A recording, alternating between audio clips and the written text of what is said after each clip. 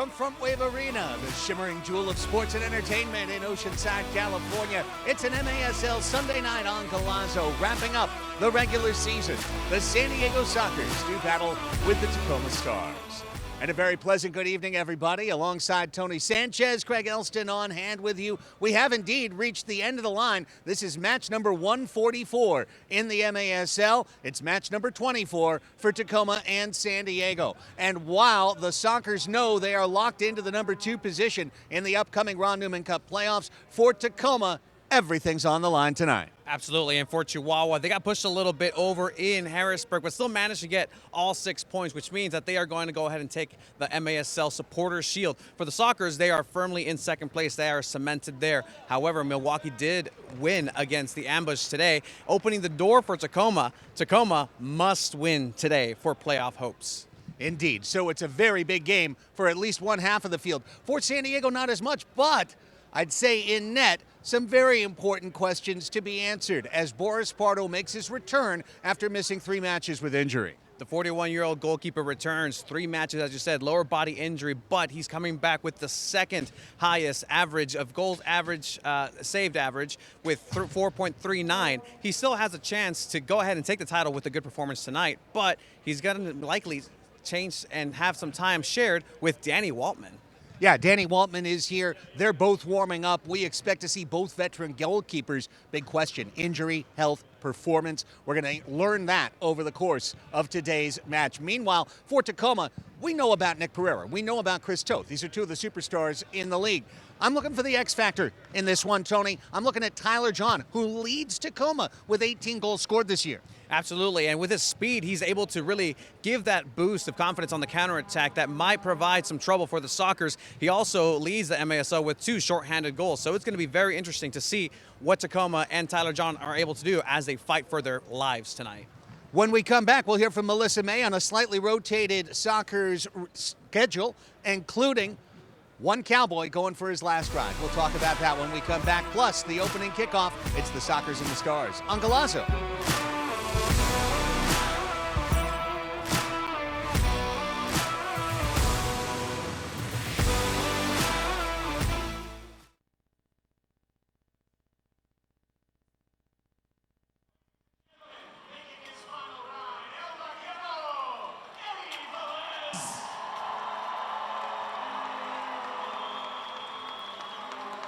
Phil Salvaggio and Cheeky Luna are presenting Eddie with a shadow box of his jersey in retirement.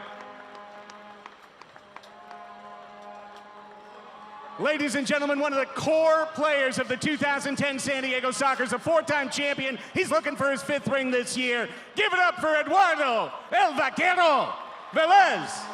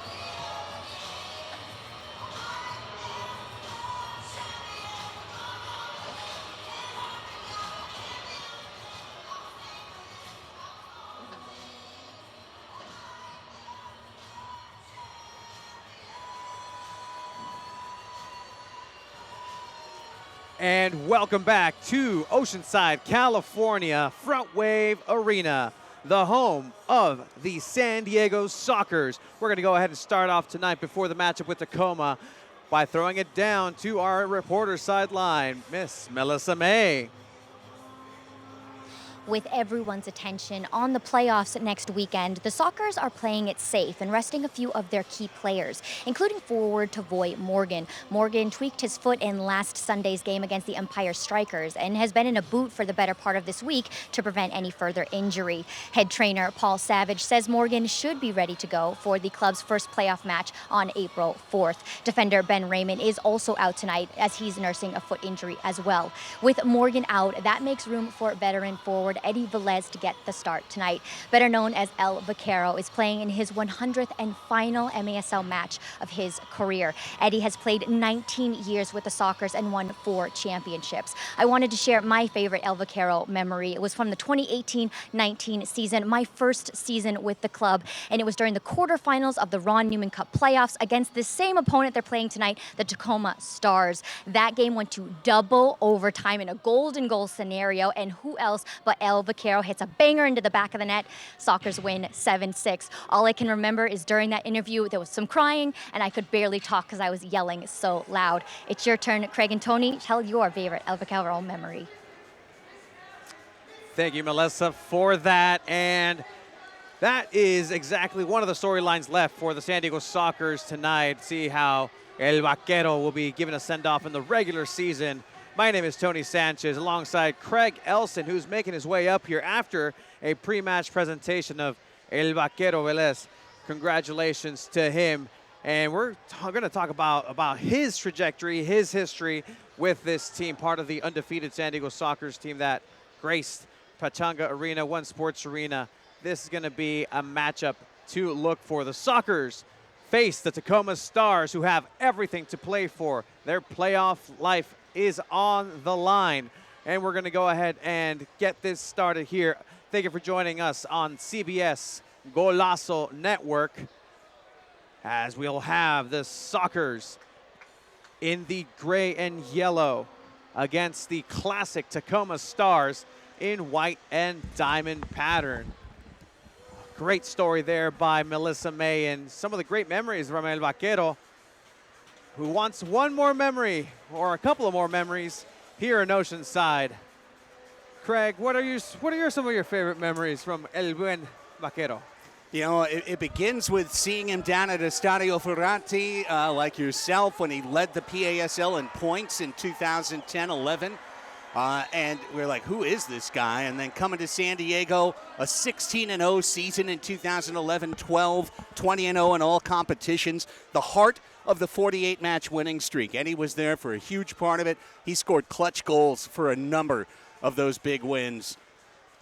Big love out to the 43-year-old, the cowboy, El Vaquero, Eddie Velez. Hopefully he'll have them pistols firing into the night tonight as we are underway with match 144 of the MASL season. I'm sure Tony spelled it out for you. Tacoma needs a win, whether regulation or overtime. San Diego is playing this one for Eddie, essentially, and for health and for form. And, of course, in front of a sellout crowd, it's to win, because the Sockers want to keep their perfect stretch here at the brilliant Frontwave Arena intact. And what a crowd. This is what the owners dreamed of, Tony. This is what Phil Silvaggio, Josh Elias, they were dreaming of this years ago, of a sold-out crowd in Oceanside. A little bit of a bobble by Mitchell Cardenas. Needed to use some corner glass geometry to get out. And now it's Charlie Gonzalez out on the run, offensive midfield, signaling directions. His shot deflected into the netting. Off the toe of Chase Hansen. It's there, netting. And we will no longer be tracking missed shots into the crowd. I'm sure another day that the ownership was also very much looking forward to. Me too. Here's Ruggles. Off the set piece, Ruggles shoots, and a diving save to his left hip by the man who leads the league in save percentage, Chris Toth. 760 his number. And he is, of course, faced more shots than just about anyone, too. It's one of those elements that's very sorely missed whenever they're not part of the Tacoma lineup. And Tacoma, once again, is playing for their playoff lives today as Steele, Morales, Charlie on the run in the middle of the break, feeding Ruggles. Had a spinning ball on his left foot. Couldn't do really anything with it. The cross is fielded by the veteran Corey Keats, and then a foul called on Ruggles, who's had quite a finish to the season. Drew up to 12 goals, 5 assists, 17 points. Last year, he only had 8 goals, 12 points for the entire campaign. The man with the captain's armband for Tacoma is Alex Caceres, number 7. El Colombiano has the ball back on his toe as we mention his name and plays it through Nani Mendoza. Mike Ramos wall ball, but no Wallace Scora. Mendez now trying to trigger a high-speed counter the other way. Christian Gutierrez, Toth is out, juggling. If he wasn't a beach soccer goalkeeper, that might have been terrifying. For him, it was just a random Sunday evening. One of the most well-composed human beings I've ever seen with a goalkeeper jersey and gloves, but so comfortable with his feet. It's awesome to see Chris Toth play, and two sides of the same coin with Boris Pardo on the other side. Legends on the net. Christian Quintana fires off the wall. Here's Childs, and he puts it up into the net. Well, when we talk about Boris Pardo, who celebrated his 41st birthday while he was recovering, 3 matches off due to that lower body injury, this is a big outing for Boris, because in the words of some that I was talking to before this match, Tony, you need to find out what you need to find out before you get to single elimination.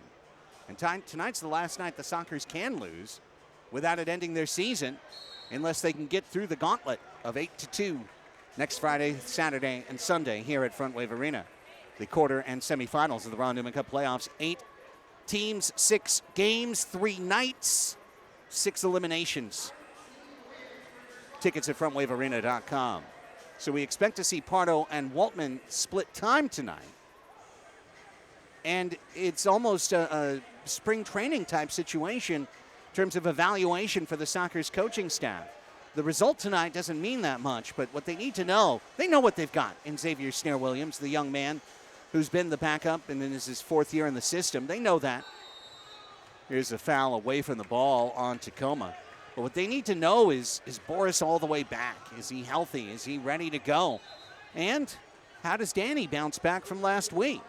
What's the 43-year-old got left in the tank? Exactly, and especially you mentioned that, the age, right? The experience is there for those 2 veteran goalkeepers, but Boris Pardo is somebody who's going to need to be tested and really seeing exactly where his chemistry is with the back line. He's been showcased very well this season. He's had incredible games. Prime Pardo. However, 3 games is still 3 games as he looks for a corner here in Child. Cardenas trying to head it to Eddie. Kai Briscoe, who's been a breath of fresh air for the Tacoma lineup, nods it out and heads out as the line change occurs for Tacoma. If you're tripping onto the match here on CBS Sports Golazo Network, live changes in the run of play in this sport. A 16-man lineup with 2 goalkeepers and 14 field players rostered an hour before each match. Those players can rotate in and out freely as long as you keep 5 outfielders and 1 keeper on the floor at all times. This match is where you marry that fitness level too. You don't want anybody out there to be hurt, especially going into playoffs, but you also need to make sure that that knife is sharp. A dull knife in single elimination does nobody good, especially for the San Diego Sockers, who have a giant target. Here's Nick Pereira, speaking of a giant target. He put it right in the middle, and Christian Quintana doing the dirty work in there. Had the shovel and dustpan out to clear that ball. It's that size advantage that now Sockers have in the back as well, with Quintana coming in later in the year, adding some height along with Drew Ruggles. 6'2". Quintana, he's watching Spurs run into the box as Ruggles marks Nick Pereira. 9.5 minutes left to play in a scoreless first quarter so far. Here's Pereira trying to change that. Dancing, Carceres found the ball out of nowhere and toe poked it just wide of the far post. Stars maintain possession. Willie Spur, the seasoned veteran, back to Correa. This is Adrian Correa. 4 goals, 4 assists on the season. Mike Ramos turns, one of the core players on the Stars. His wall pass looking for Pereira. Couldn't get the flick on net with any pace. Still loose, and Nicky knows what to do. Pereira finds it loose in the box and pokes it over the head of the keeper. And Tacoma, in a must-win match, has the first goal. Yeah, you see just a scramble and a forest of legs there in the box for Boris Pardo, and Pereira able to keep track of that ball and really just lace it through, making sure that he reaches the roof of that net, and having a crossbar in there help him. It's a 1-0, but again, that's the danger of having somebody like Nick Pereira who can put it wherever he wants on a dime. And this has to be the best Tacoma Stars game they play this season. This is it. They have to be ready, because if they do make it, guess what? Next week, you're in playoffs, and there is no tomorrow. Pereira's 18th from Ramos at 6:03. Ramos with a tiny little touch that got the ball past the back of Quintana, behind his back, and right to Nick, who turned and rifled it in. San Diego now looking to answer. Eddie Velez pushed off by Chase Hansen. The battle continues. Eddie gets his foot back on the ball. Out for the shot, just hard off the wall by Pee Wee. Second chance Cardenas. And then chested by Pee Wee up high and taken down by Toth down low. Just absolute rockets there. And Cristo doing very well in the first shot, making sure that the angle's closed with his post onto his right shoulder. Logan Jones, pressured by the Spaniard Keiko Gontan, concluding his rookie season. They would always say on the college teams to players going into a tournament or a playoff, say, you're a sophomore now. Freshman year is over. Here's Cardenas. Boris exits his net. He gets one touch on the defensive side. Perfect pass. Gutierrez brings it down. Pereira stays with him. Turns to settle himself. Double team, greets the Tijuana native. And as Gutierrez, who celebrated his 34th birthday a week ago, got pushed off by the double team. It's loose and back to Pardo. San Diego will face Empire Friday night, 7:30 p.m. in the second of 4 quarterfinal matches in the Ron Newman Cup playoff tournament here at Frontwave Arena, Tony. Chihuahua will play in the early game at 4 p.m. Who they face, we can now narrow it down. In the live scoreline era, like they do in British soccer, they are playing Tacoma. However, St. Louis, here's Childs. Oh, Corey Keats intercepted. Well done to do so, otherwise Childs would have been wide open, and then a foul on Gontan. If Tacoma bows in this one, if San Diego is victorious, St. Louis will need to book flights to get to San Diego and get out here, because they would become Chihuahua's opponent in the opening round. Tyler John, 18 goals, career high by far. Worked off the ball. Leo is there, trying to work with it. He is, with a triple team around him. Leo coming in, 18 assists on the year, second on the club to Charlie Gonzalez. The triple team eventually will always win, because Saras took it away. Yeah, Leonardo, when he's in form, is an army of one. He's unstoppable, distributing the passes, moving forward, shooting in very close spaces. So to have 3 defenders on him is no foreign situation for him as he gets on the ball once again. Well, if you were wondering what the Velez situation would be, is it ceremonial? It's certainly not in the first quarter. He's taking every other shift right now with Childs and Gutierrez, and a foul is called on El Vaquero. And the guy who might log the most steps tonight is Gutierrez, Tony. He's not only a defensive runner for one 40-year-old forward in Childs, but now for 2 in Childs and Velez. Yes, just try to do the math collectively on the ages of these players, and we're into triple digits almost. Well, actually, we've got a goalkeeping and a forward tandem that are both 83. And then, yeah, throwing Christian, we're in just the 100 teams. 1-0 Tacoma. Nick Pereira has the goal for the must-win Stars. We're back with more fourth quarter action next on Golazo.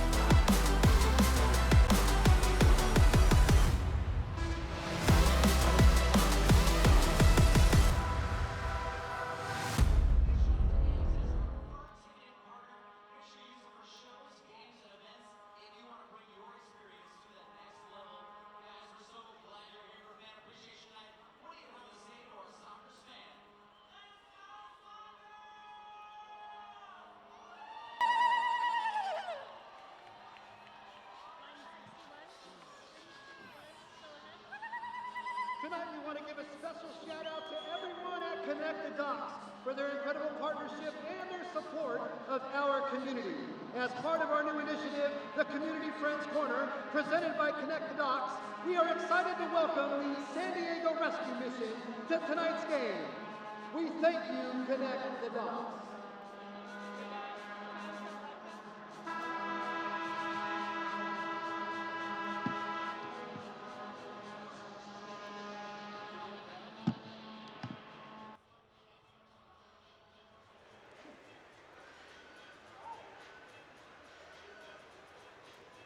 It's a career that spanned 3 decades in indoor soccer. Eduardo El Vaquero Velez began his indoor career in the MASL 3 with the California Cougars up in Stockton 2006-07. Moved on, was the co-owner of a team, Revolucion Tijuana, that played in the PASL.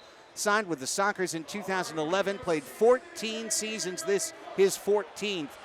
As Morales shoots on Toth for the punch save. 110 goals, 104 assists. Tonight is 100th MASL match. Eddie Velez, El Vaquero. Una leyenda completamente, an absolute legend of the game. There's some people that are meant to do certain things, and that's somebody who's meant to play indoor soccer. Off the takeaway, Hansen deflected Ruggles. Sockers trying to turn it the other direction. Morales charged into a defender and lost the ball. It's Correa the other way, slide tackling the ball, Quintana fearlessly. Briscoe shoots it out to the middle, open Keats charging in, second touch, shot blocked by Eddie. Velez gets himself on the scorecard, and then Quintana picks up a block as well. Punts it out through Eddie to Charlie Gonzalez. Working down to 5 minutes here in the first quarter. They're kicking around a ball presented by MITRE, official game ball supplier of the Major Arena Soccer League, established in 1817 and still going. MITRE, one of the leading soccer brands worldwide, producing some of the best soccer balls in the world. Learn more at mitre.com. MITRE. Here's Mitchell Cardenas. Pardo coming out to make himself an outlet. Works the middle, crashing that was Briscoe, forcing Gontan back under pace. And now Mendez to Cardenas as the Sockers try to work out of the back. Gontan was open for a moment. They'll play Childs along the bench wall. And a good job of pressure by Tacoma. And a block knocked down by Yahir Romero, who was acquired at the trade deadline from the Dallas Sidekicks for Tacoma. 12 goals, 20 points this year, most of that with the kicks. Eddie looking to get his kicks in. Taps it to himself, goes down, draws the foul. Positive contributions by El Vaquero here, making sure that he's protecting the ball. He's going to wait for that contact, and that's exactly what happened, earning a set-piece situation here. Something that the man that's coming on the ball, numero 21, Charlie Gonzalez, is good. Here we go. Childs in, rebound, sputtered out. Childs gets it back and scores! His 301st MASL goal is an equalizer in the first quarter tonight against Tacoma. We're square at 1. A quick set piece that puts Tacoma's defense in all sorts of trouble. Miscommunication. Choate's trying to play the ball out, trying to clear it, but ends up meeting Craig Childs there, just laces it through, sees an open net. He's going to take that opportunity every single time, tying it up. 1-1, San Diego, Tacoma. 11:04 that time of goal. Just almost exactly 5 minutes after the Stars scored, the Sockers get it back. Loose, Souza kicked away by Pardo, guarding his near post, a save for Boris. Kept alive by Tacoma and driven out for Correa to run down, and then he puts Toth in hot water, and Toth is whistled, Mendez is whistled for a foul on Toth. A 50-50 ball there for Toth, and same thing, coming out bravely, wanting to move forward, and Mendez catching him at the end there. Caceres gets his head on Pardo's blind distribution to the middle. Leo trying to kick it out from Briscoe's legs. Mendez harassing, Mendez stealing. Leo tight quarters. Double team was there. Ramos got it away. Trying to outlet Pereira, who was seeking to flick to himself. Then he megs. Oh, what a play! But the save is best of all as Pardo puts it right in the middle. A fantastic pass by Nick Pereira there. Just absolutely spectacular, but even better, Boris Pardo covering his angles, especially low to the ground. The goalkeeper at his age isn't supposed to be that nimble back there, but yet here he is. Put a mark on that one because the pass was perfect, the shot was just right, and Boris was able to get down in time. And if they were asking questions, coaching staff, bench, flexibility, ability to get down, lower body injury, how are you able to react? That's an answer provided by the King of Queens, Boris Pardo. I mean, the pedigree of the Sockers goalkeeping line tonight is simply spectacular. Yeah. And Senor Danny Waltman in there as well. Throw him in. Boris Pardo, just a monument to goalkeeping on his own. The two have combined for 224 MASL wins. Giles to Morales after the three-line pass. Morales wide on his shot. Was trying to tuck it inside the near post. That was not a wall pass attempt. Charlie back to Costa. He's looking to pass. Cut in the middle. Tipped away by Spur. But actually, they say touched by Leo last. It'll go to Tacoma with 2:28 in the quarter. Capelli Sport is the official and exclusive preferred uniform and apparel provider of the Major Arena Soccer League. The all-new MASL fan store launching soon by Capelli. Taking a tumble is Souza.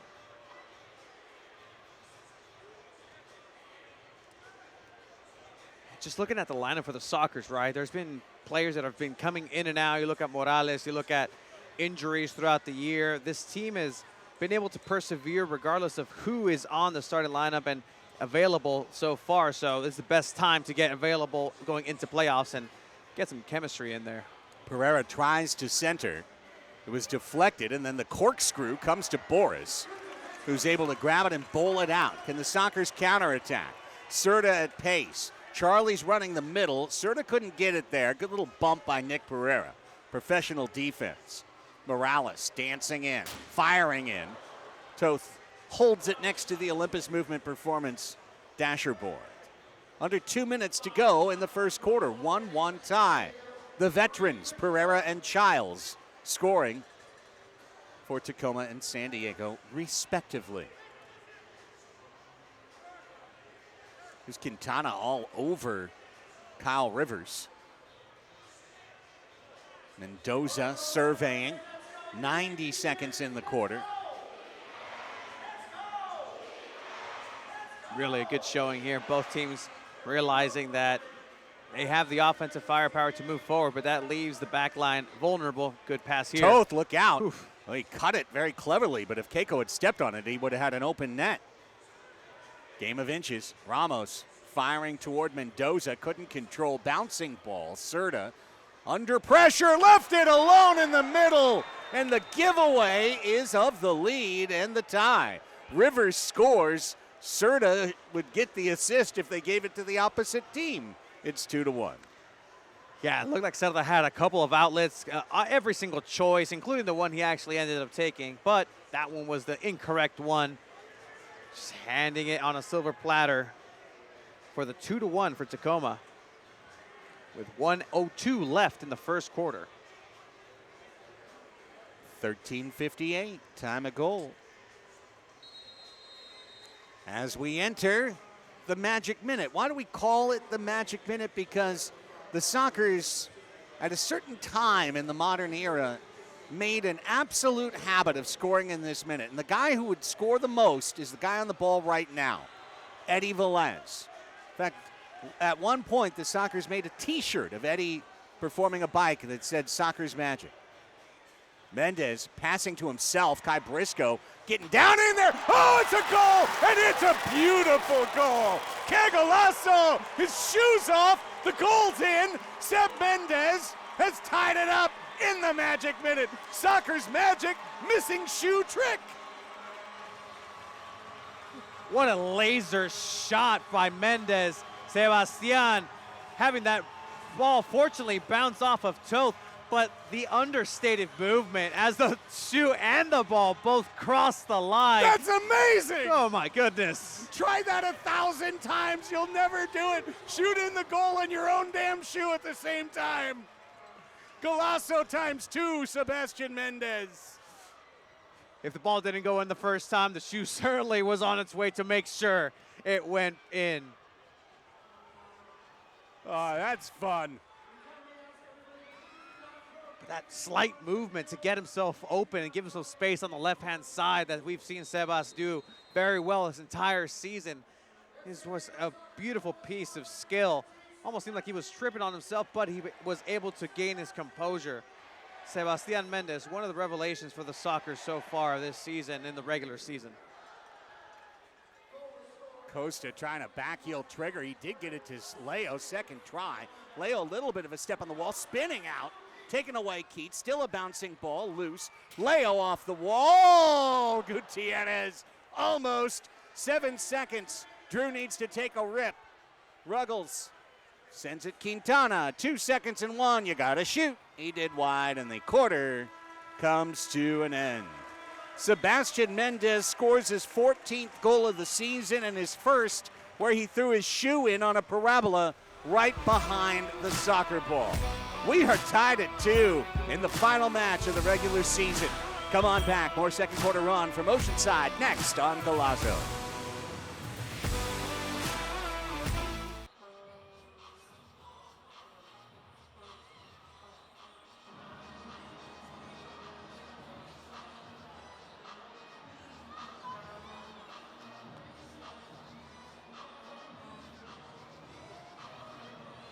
What's going on, Soccers fans? It is time for our Action Air Conditioning, Heating, and Solar Challenge. I am here with the one and only David from Chula Vista. Give him a round of applause. It's David in the house. He is going to be attempting a near impossible feat for a normal person, but for David, no big deal. David, you just got to get this ball from the goal line onto the target over there by Sonny and the soccer squad. As long as it lands on there, you get an upgrade from Action Air Conditioning, Heating, and Solar. If not, you get a cool swag bag. David, are you ready? All right, audience, let's give him a round of applause. We count him down. 3, 2, 1. Let's take a kick. Oh, it is lined up perfectly, breaking a little bit from right to left, but there's still a chance, ladies and gentlemen. I see it moving a little bit with the new turf. It is so close. Oh my gosh, David, that was the best shot of the season. Give it up for him one more time. That's David from Chula Vista. Thank you to Action Air Conditioning, Heating, and Solar. Make sure you check him out online. Awesome job, David.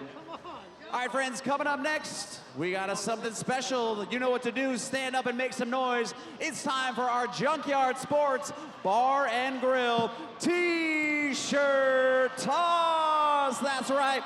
Get out of your seats. Wave your arms. Raise the roof. Make some noise. Woo. Anybody over here? Anybody? I can't throw it. There's a net.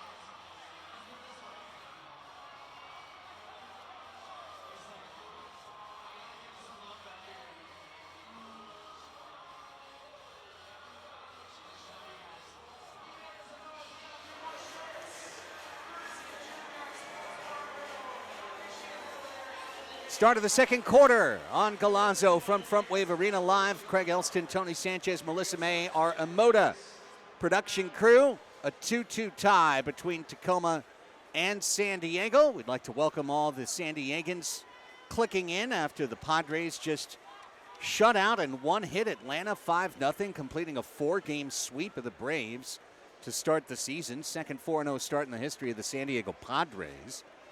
San Diego FC beat LAFC last night 3-2 in front of over 32,000 at Snapdragon Stadium. And tonight, a sellout crowd here, over 5,000 at Frontwave Arena. And it's now on the Soccers to keep it a perfect San Diego sports home weekend. You know, Wave went on the road, lost in Orlando. No shame in that. But everyone who's played at home, Tony, has delivered. Now, those are scores. Speaking of which, here's your out-of-town scoreboard. Every match had meaning for the standings tonight. Baltimore defeated Kansas City 8-5 at Towson's TU Arena. That drops KC to 4th place. It elevates Kansas City. Pardon me, it drops Kansas City to 4th place, elevates Baltimore into the 3 slot. They are going to take on Utica in the 3v6 matchup. Here comes Costa. Soccer's running right to left in black and gold. Stars in white, diamond pattern. They will go left to right across your screens. Utica City hammered Texas, put them out of their misery 13-3. There's a foul there.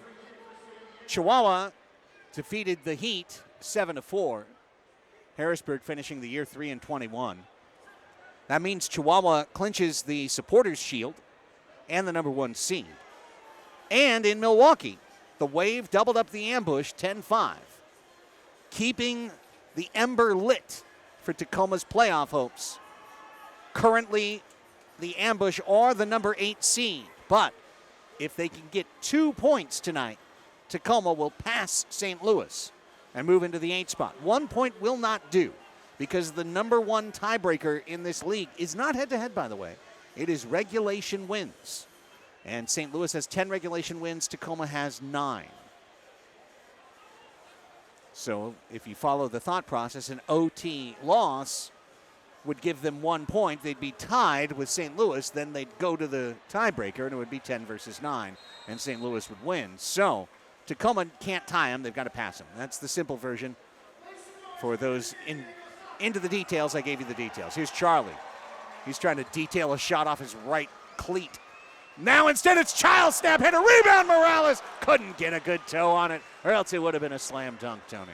It's those crossing paths in the air that Charlie Gonzalez has been doing very well this season and through his career, where it'll find somebody curling over into one of his teammates. Child's not being able to really locate himself in terms of where the net was. But again, that's the danger of Charlie Gonzalez. He can shoot him, he can assist him.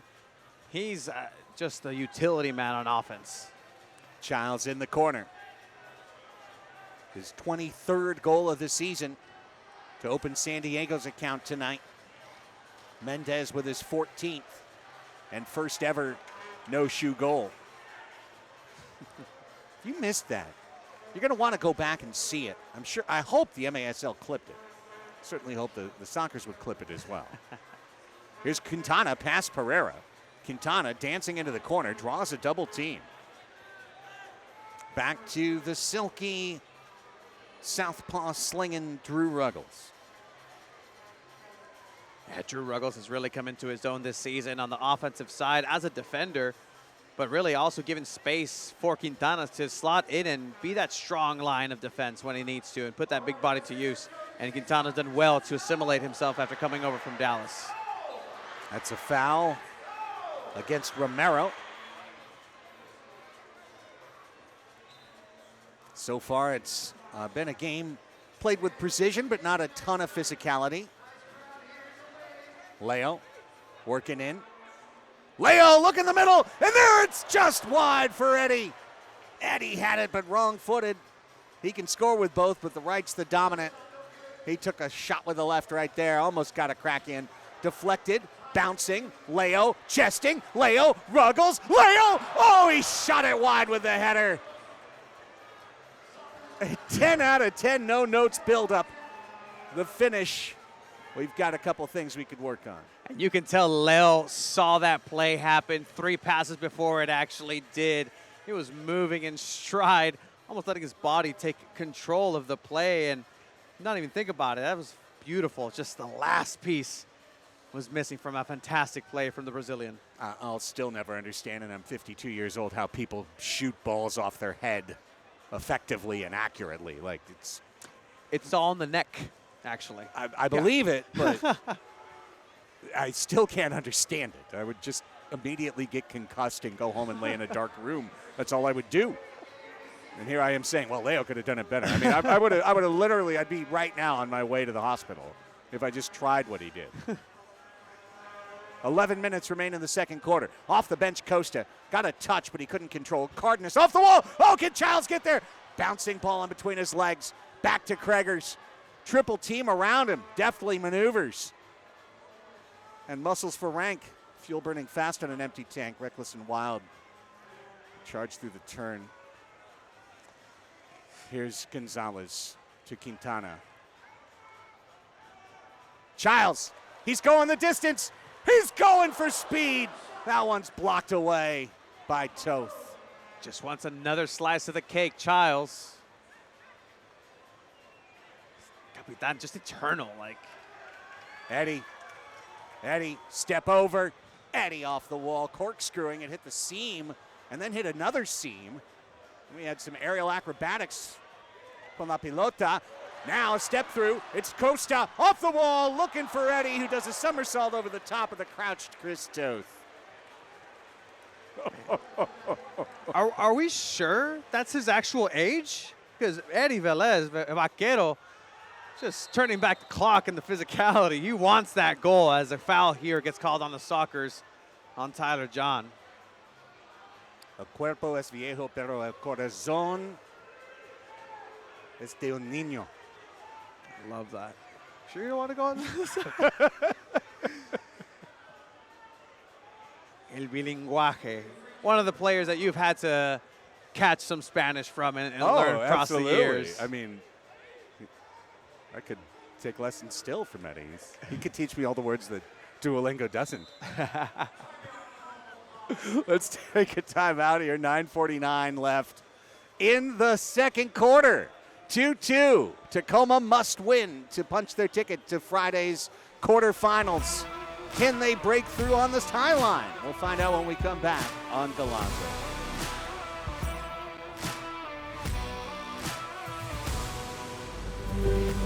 Wind 6 miles, runway 26 right, cleared on.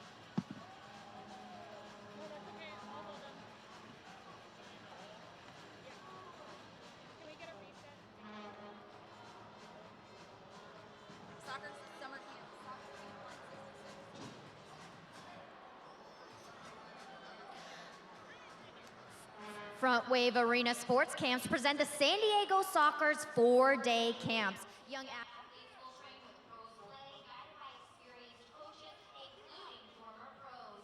Sessions focus on skill development, teamwork, sportsmanship, and a healthy lifestyle. 3 sessions are Set piece, free kick from outside the yellow line for the Tacoma Stars. Second quarter action on Galazzo. Sold out crowd at Frontwave Arena in a 2-2 tie between these Western rivals, Tacoma and San Diego. They play the ball into the corner to their captain, Alex Caceres. And out through Yahir Romero to Nani Mendoza. Now he plays the middle, and Quintana is the only man there. He's wearing black, and he plays for the other team. The veteran goalkeeper, Boris Pardo, the undisputed leader of this team defensively. And he's been the every match starter pretty much every year since the trade of Chris Toth back in 2018. He and Toth used to split time. Imagine how good a goalkeeping tandem that was. Just prototype A, prototype B in goalkeeping of what the modern goalkeeper should and is a shot stopper first. Not necessarily an outdoor player. Gontan trying to trigger in Morales. It was a good setup that was built by Childs. But the final pass, Tacoma was able to defend. Cerda, who feels like he's sitting on a -1 so far tonight. Gontan does well to dispossess Tyler John. Keiko showing you that La Liga talent. He's always very calm with the ball at his toe.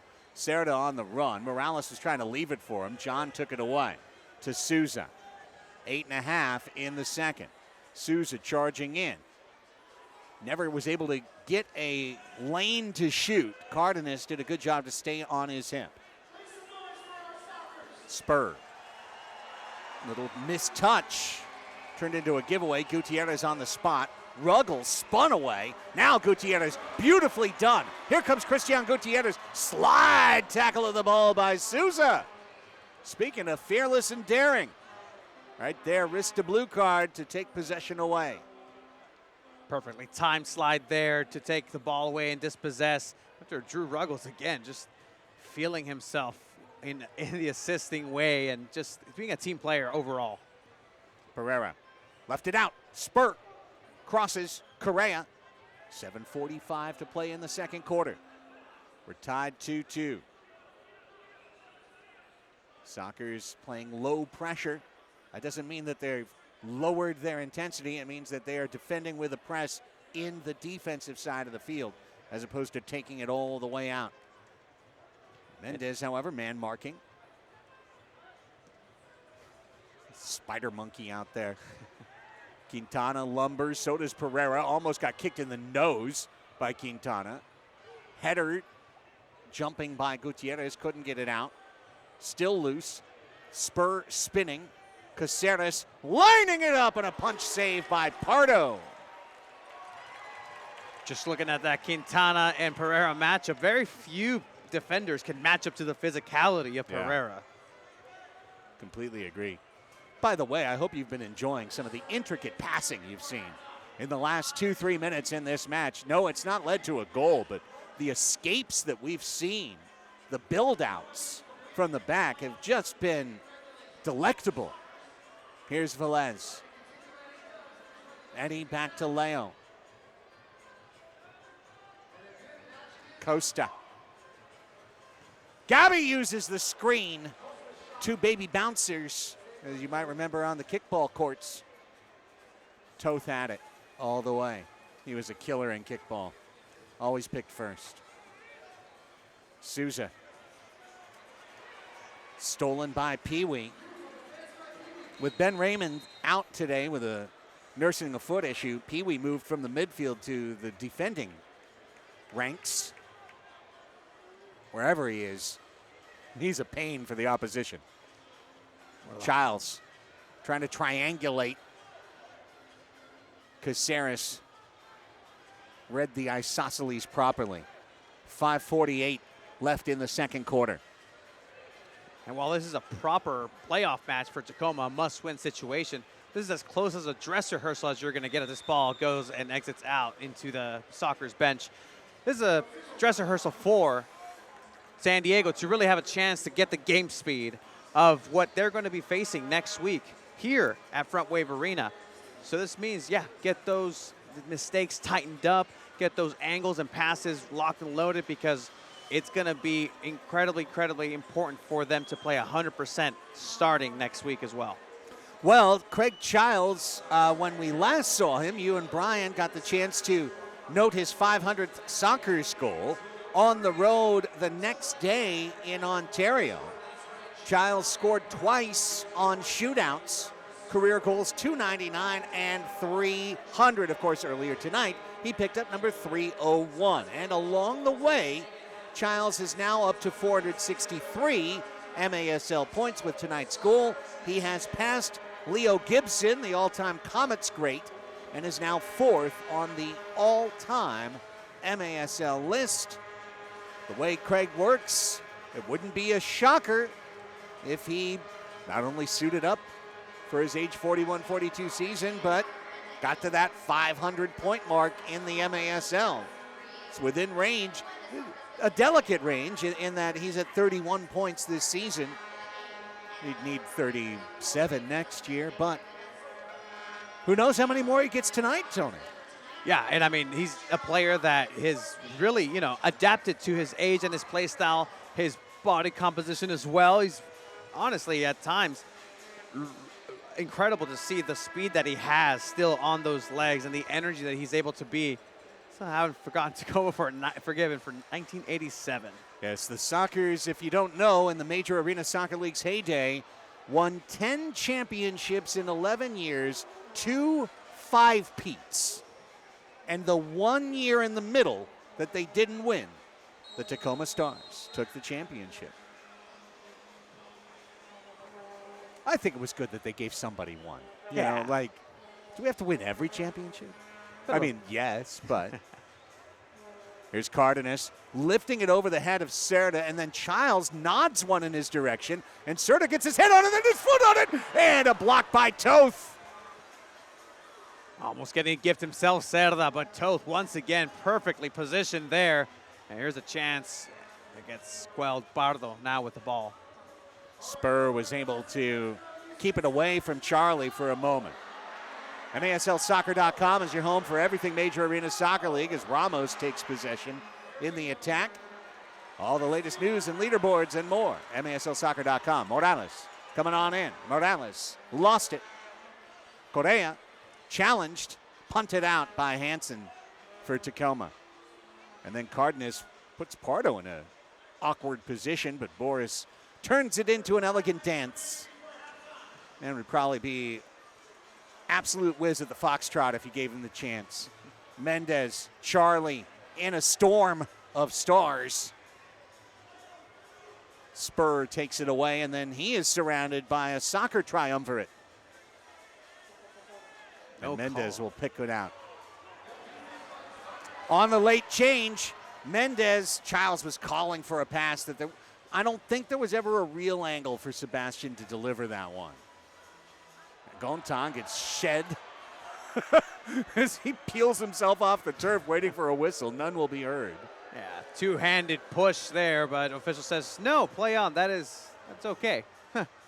Tyler John keeps this play alive for the Stars. Now John, the leading goal scorer, is racing in. He shot it up wide. Tried to race on his own loose ball, and it was handling on John. He got the hand out.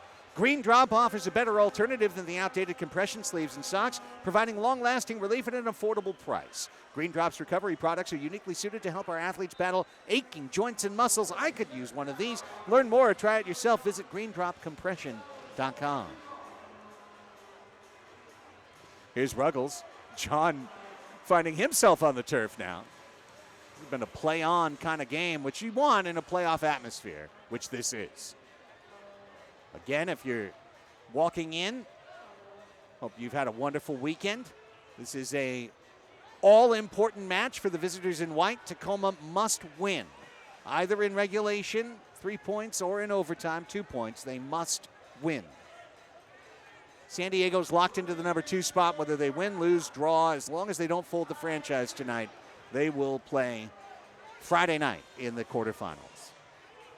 Yeah. As Ruggles is going to be in charge of a counterattack. He gets pulled down from behind by Romero, and the question there is that a legit scoring chance for a blue card? Ruggles certainly thought so on the turf. We have yet to see a card tonight. Here's Costa. Good amount of space there for Ruggles, but I do think that defense was coming in quickly. And now Sockers try to go ahead and break this tie as we're closing in to the final. Leo into the netting. Soccer's Overtime is your weekly look inside the San Diego Sockers in the Major Arena Soccer League. Hosted by myself and Tony. We come to you live on San Diego Football. That's San Diego.football on YouTube, FUTBOL. Come find us every Tuesday, 6 p.m. Pacific time until the season is over.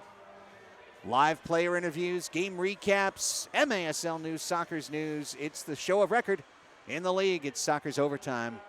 And while you're there, subscribe to San Diego.football for all the information on SDFC, Wave, Sockers, and more. Costa, good kick out from behind by Spur. 2 minutes left. Coming up on our halftime show here on Golazo, a portion of last week's Soccer's Overtime program, the one back on Tuesday. We had Danny Waltman on, and he had both emotional and hilarious moments. In a must-see interview, you'll get a teaser of it. Plus, we'll have Alex Pastravansky, our favorite Canadian, with MASL in 5. All still to come. Souza bumped off. Leo still running. Minute 35. Here's Pereira, the most dangerous if he can get something loose, and he only needs an inch.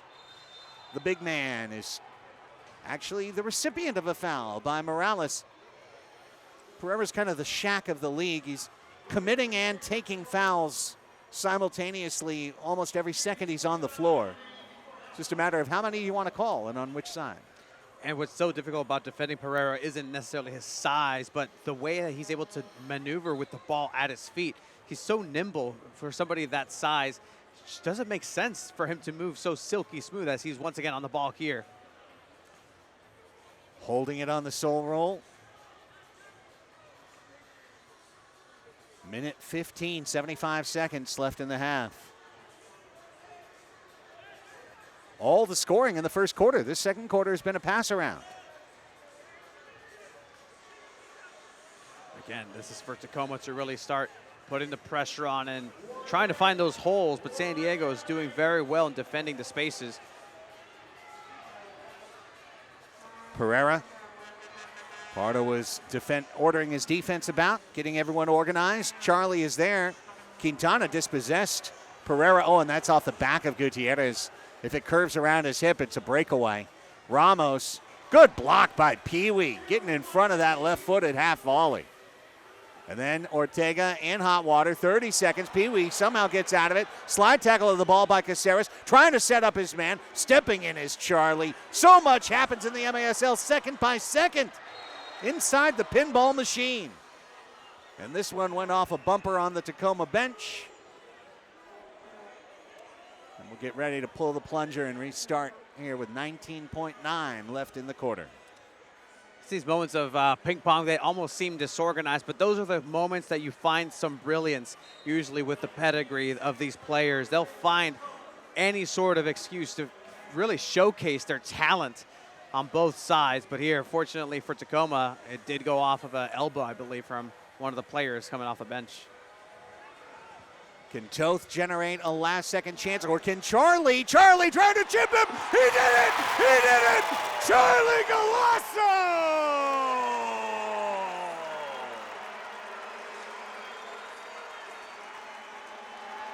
Un auténtico golazo. That's why they call him Golazo right there. He doesn't even hesitate. He takes one look, looks at the positioning of Chris Toth, sees that he's off his line, off his area, and just cool, calm, and collected from behind the logo. Charlie Gonzalez breaking this tie, 3-2. Otro minuto mágico, Craig. Soccer's magic. Eddie Velez was stealing your bit, buddy. Goals at 14:22 and 14:34 in this half, which just came to an end. Halftime from Frontwave Arena. Charlie Galasso, his 16th of the season, from beyond midfield on one trap and one touch, knuckling it, a left-footed curveball past the scrambling Toth and into the kitty for a 3-2 San Diego lead. What a half, what an atmosphere, what a building. Frontwave Arena, the shimmering star of North County, California, and the home of the Ron Newman Cup playoffs, coming on Friday, Saturday, and Sunday. 6 single elimination matches, 2 per day. 2 teams seeing their torch snuffed each day. 2 teams punching a ticket forward. You love March Madness? How about April Asylum here at Frontwave Arena? Coming up, get your tickets at frontwavearena.com. Find out more, MASLsoccer.com. With that spirited plug, I thought I would bank enough time to get Phil Silvaggio back across the field to talk to Melissa May. However, this sellout crowd includes somebody Phil wanted to have a lovely chat with. So that happened. And now, here comes Phil. So let's toss it down to Melissa May, who's waiting for the coach.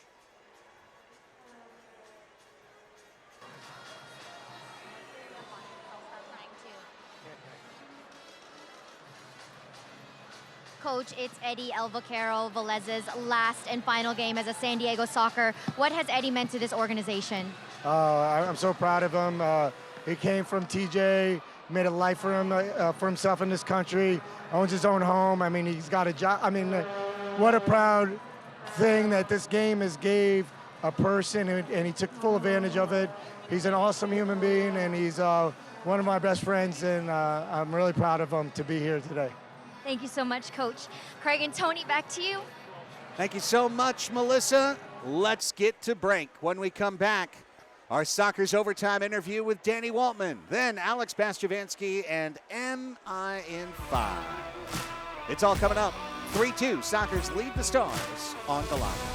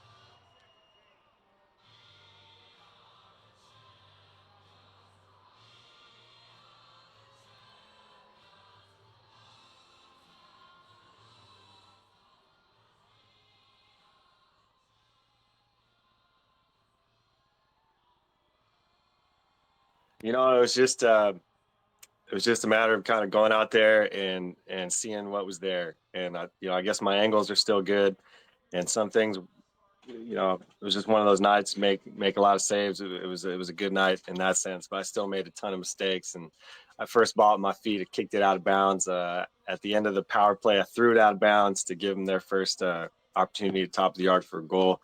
So that was just kind of some funny stuff. I talked to Craig Childs before the game. He asked me how long it's been. I said, I think almost 2 years. And he said, so I can expect some crazy stuff to happen. I said, oh yeah, just be ready for anything. And those guys welcomed me in. They're all top players, top organization on and off the field. Even Paul Savage, great trainer. He remembered what chapstick I used like 10 years ago in the World Cup. And it was sitting in my locker when I got there. I've since changed brands, but I was just like, Savvy, you're a different level, man. And had my nameplate already up there in the locker. I don't know how they made it same day. Brother, I'm glad you brought up the 2015 World Cup, because that was the first time that you and I personally got the chance to, be on the road together, interact for the first time. I remember being in a nightclub celebrating the championship. And you and I sitting in a booth and talking about a future that eventually could put you in San Diego. And I think we all knew you were going to go to Tacoma. You had just come away from a 20-0 season with Kansas City, but we knew you were going to go home. We knew you were going to go to the Stars. But nonetheless, we had this talk about maybe someday. And to be perfectly honest, I obviously thought that time had come and gone, and you had retired as a Tacoma Star, and you've, I think if I remember right from doing the press release, third all time in a couple of, in all time saves and all time minutes, sixth in all time wins, and obviously if we added in, as Michael Lewis did, all of your numbers from multiple leagues like MISL and XSL, close to 5,000 saves. in your career, 21 professional seasons, multiple championships, league MVP as a goalkeeper, which is a very Noguera thing to do and to excel at. I mean, this is an illustrious cabinet, as you know, and you don't have to come back. You're all of that is in place, but here you are. So that little setup, other than paying off a little whimsical dream we had in 2015 in a booth Yeah. at a nightclub, I'm curious as to your why. Like, what is propelling you to get back out there? There's just nothing like playing under the bright lights and the feelings that you get when you're playing. You call it anxiety, pressure, butterflies. You feel it here, and you can't get it anywhere else. I played a lot of music professionally on stage and stuff, and that's a different kind of butterflies. But I think you're prepared, and you just kind of have to go out and do it in that sense. But in the sports world, you don't really know what's coming your way, and it's as soon as Phil called and said, "Can you come down?" It came back. It ends as soon as the season's over, and it was 2 years ago, April, that I stopped playing, and I sold some cars. I worked some construction, did some coaching, and played some music. But trust me, nothing gives you that feeling. Even right now, and the crowd was just so over the top. When they announced 7,800 or something, I mean, it was electric, and you just don't feel anything when you're playing there in that kind of atmosphere. That's just really what it's all about. Playing in front of the big crowds under the lights. There's nothing like it. And I know everybody in the league is taking it for granted, as I did, and I feel like I'm doing it with a greater appreciation. And man, getting emotional talking about it. That's a surprise, but yeah, just I love it, and being out of it was not as enjoyable as being in it. And so even though I got friends like Robert Palmer coming up to me after the game, he said, "Dang, Danny, you got some gray hair. I never thought I'd see that." And when I told Paul Savage, what give me a large jersey, he goes, "How about an extra large? It's a little looser around the belly." And I was like, "Okay, whatever you say."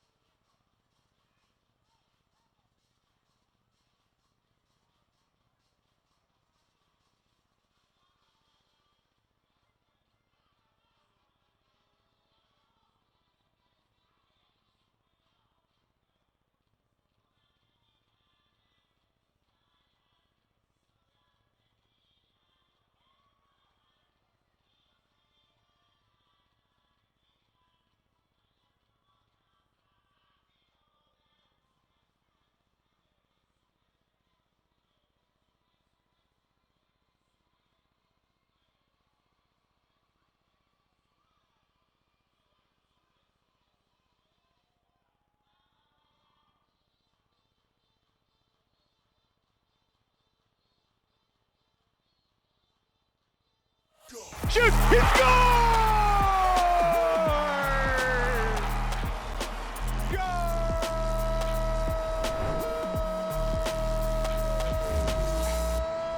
Welcome back, everybody. This is MASL in 5. I'm Alex Bastivanti. It is great to see you again. I'm going to break down everything that's gone down in the league for you over the past week, and I just need 5 minutes to do it. Let's go. Watching Nick Pereira dribble a soccer ball at his feet is like watching the running of the Bulls in Spain. Good stop. Here's Correa with a strike. The Stars take the 4-3 lead. Adrian Correa. The Tacoma Stars absolutely needed to win both their games in a home-and-home series against Kansas City last weekend to stay in the playoff race, and they did just that, knocking off the Comets in Tacoma in the first game 4-3, and then in the return engagement back in Missouri 5-4. The Stars enter this weekend having gone 8-2 in their last 10. The team chasing them, the St. Louis Ambush, have to win out their schedule as well, and they came up with a huge Texas sweep, dropping both the Dallas Sidekicks and Texas Outlaws to stay in the hunt. St. Louis has won 4 straight and 7 of 10. And the stakes were high in Empire last Sunday. The Sockers were trying to grab the first overall seed in the playoffs, while Empire is suddenly faltering and could possibly miss the playoffs. Sockers legend Craig Childs recorded his 300th career MASL goal. Empire rallied back from a 6-1 deficit, but ultimately lost 9-8 in overtime. So, where do things stand as we enter the final weekend of regular season play? Well, San Diego leads Chihuahua by a point, but the Savage have a game in hand, so control their own destiny. The only teams that haven't sewn up a playoff berth are Empire, Tacoma, and St. Louis. Look at the 7, 8, 9 in the standings. St. Louis 2 points out, but have a game in hand. So they control their own destiny if they can win their last 2 games. If they win out and Tacoma wins, but Empire loses, the Strikers could miss the playoffs. So let's look at games with massive playoff ramifications this weekend. The Ambush have a home-and-home with Milwaukee. They're in St. Louis Friday, then back in Wisconsin on Sunday. Frank Taillou cannot play in those 2 games as part of the trade condition of him going from St. Louis to Milwaukee. This game on Sunday between Tacoma and San Diego could decide everything for Tacoma's playoff chances and San Diego's drive to finish first and win home floor advantage if they were to make the championship final. And Chihuahua has 2 games in Harrisburg to finish the campaign, and to ensure they get first place, they need to win both games against the Heat. It's as simple as that. Oh, the drama. And of course, the playoffs kick off next weekend in San Diego at the Frontwave Center. The quarterfinals take place Friday, April 4th. The semis the next day, Saturday, April 5th. It's going to be epic. For ticket information, visit frontwavearena.com and maslsoccer.com. Players of the week now brought to you by Green Drop. Chris Toth in goal. Correa defensively, his teammate. And on offense, Justin Stinson from the Empire Strikers. Let's start things off with Stinson, who had a ridiculous week. 6 goals, 2 hat tricks for the boys in purple. Stinson has just been so ridiculously good all season long. For Empire on defense, it is Correa, who had 2 goals for Tacoma, plus 7 blocks in those 2 Stars wins. And in goal, his teammate, Chris Toth. Fantastic week once again. 35 saves, 1 assist in those 2 Tacoma wins. Time now for some of the top plays from the past week. Now, Coughlin, he's going to run it up into the offensive end, and Coughlin is going to score. 2-goal lead against the Blast, and once again the Wave wins, and they're in. What a shot there from Aber Spina. Harrisburg did a good job momentarily to keep that up front. Long chip, it goes in! Will he be the goalkeeper to make the save? Childs, welcome to the 300 Club, Craig Childs. So far, it's going to be a chance here. And a shot! And a goal! Goal! Stop. Here's Correa with a strike. The Stars take the 4-3 lead. Adrian Correa. 11 goals, 5 assists for 16 points. Right back to the Wave! Hansen. Oh, out of position to go. Oh! What a goal! That That should go down as your goal of the year. And that is a wrap for this week's show. But just remember, all throughout the MASL season, to stay up to date on everything that's going on with the league, be sure to check out the MASL's official social media outlets. Thanks for watching. We'll see you next time.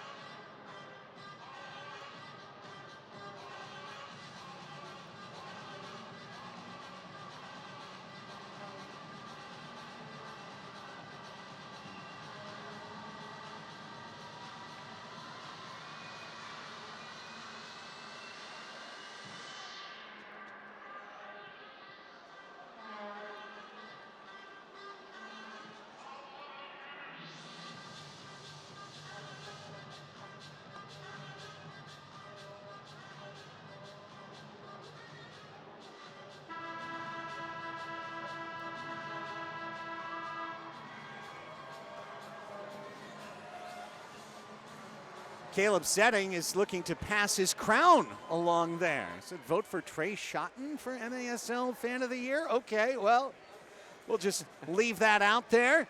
Craig Elston, Tony Sanchez, Melissa May, our Moda crew, welcome back. It's time for the start of the second half. Sunday night, MASL action on Golazo, the final regular season match for Major Arena Soccer League 2024-25.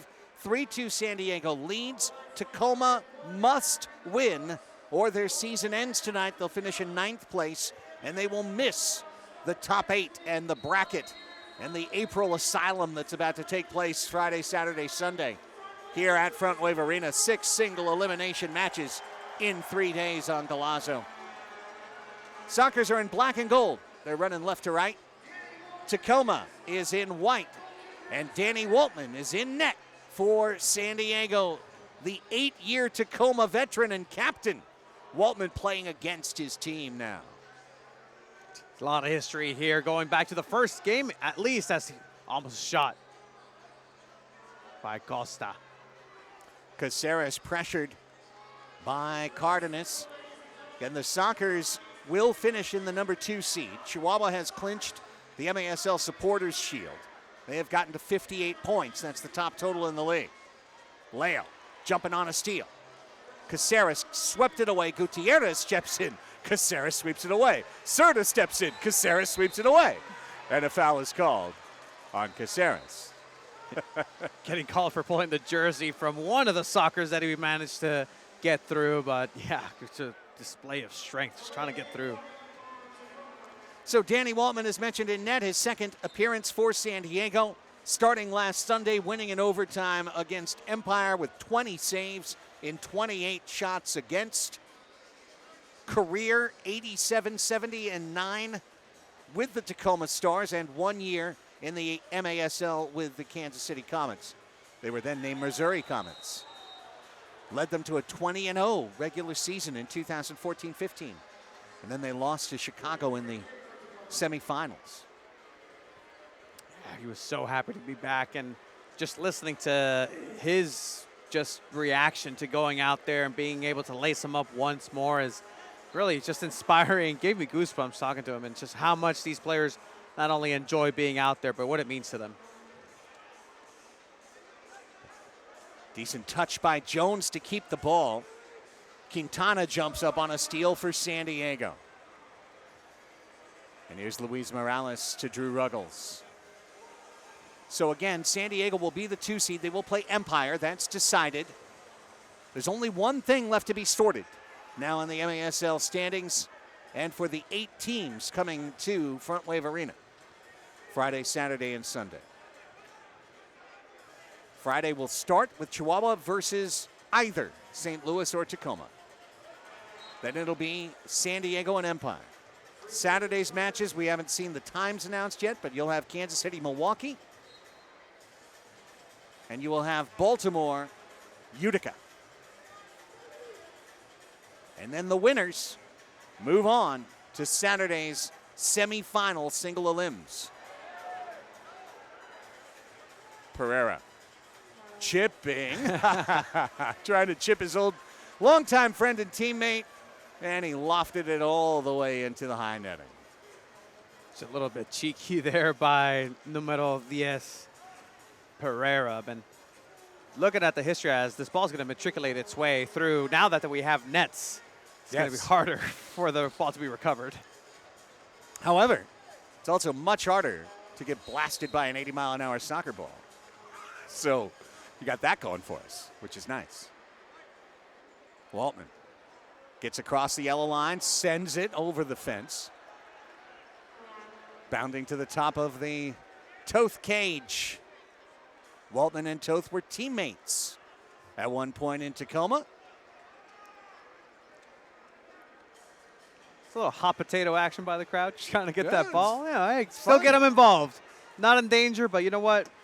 Come to Frontwave Arena, you might have a chance to touch a game ball. Fan participation night in addition to fan appreciation night. Gutierrez and Cardenas in the mixer with Tyler John. Spur steps out of it. And back to Correa.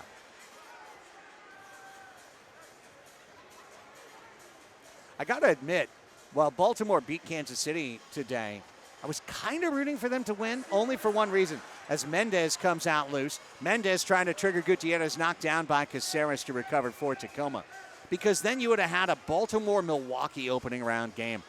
And those two teams met for the MISL championship so many times in the aughts and the early teens. It was kind of the annual MISL championship was Baltimore and Milwaukee. In fact, it was almost like which teams have folded and which teams have been added to the league just so we can get to Baltimore and Milwaukee at the end of the year for the title. Nick Pereira, by the way, was a big part of those Milwaukee teams that were led by head coach and GM Keith Tozer, who's the commissioner of the Major Arena Soccer League. Nick was one of his star young players on those clubs, the 7-time champion Wave. Eddie tried to toe poke one through, and did he draw a card? He did. One of the things he's done the best of any soccer for 14 years. Eddie Velez throwing himself into the boards and drawing a blue card. Sockers go on the man advantage. Putting his body on the line, knowing exactly contact was going to come. Going to be sandwiched in between humanity and the wall and glass as well. But then all started with a fantastic touch by Eddie. 2-minute power play. Getting himself Tacoma. into that space. He gets careened into, just smeared. Hansen boarding. And a Sockers power play begins with 11:16 to go in the third quarter. It'll count down either to 9:16 left on the game clock or to a Sockers goal that could extend a 3-2 San Diego lead. Sockers are second in the league in power play. They're 13 out of 29, 45%. Tacoma has struggled defending the power play. They're 10th out of 12 teams in the league. Then Toth says, not when I'm on charge, as he charges out to block Giles out of play. Stars have given up 15 power play goals in 27, or pardon me, they've defended 15 of 27, just 56% kill rate. Sockers at a solid 45% score rate. Leo and Morales. One thing to note, however, is that Tacoma, in their first 2 matches against one another, scored a shorthanded goal against San Diego each time. 2 of the 3 that they've scored this year came against the Sockers. So, they're looking to push it and break. And whenever Tacoma gets possession, look who comes out. It's Nick Pereira. His job is just to hold the ball in rag time and draw fouls. And Nick has done his job as the penalty clock counts down to 1:28 remaining. Thinking about those short-handed goals for Tacoma. This is a season where you might think this doesn't have much to do for San Diego as they're locked into second, but I know these players remember that opening loss up in Tacoma at the Cecil Shoreworth Arena. Ooh. Waltman stops Pereira, who found a loose ball at his foot, for a 3-foot shot. Point blank. And Waltman says no. Here comes Charlie.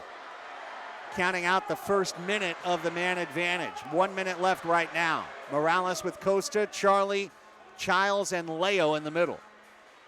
And Tavoy Morgan out tonight, resting a foot. Leo in the corner. Cuts it diagonally to Costa, front and center. Back down to Leo. Trying to feed Childs in the middle, gets it back. Spins. Childs takes his place in the corner. 38 seconds. Childs down low, puts the middle. No one there but Kyle Rivers. He'll play it back out. Waltman collects. He's your free safety. 30 seconds left on the man advantage. Here comes Charlie. Holds and plays Leo on the left wing.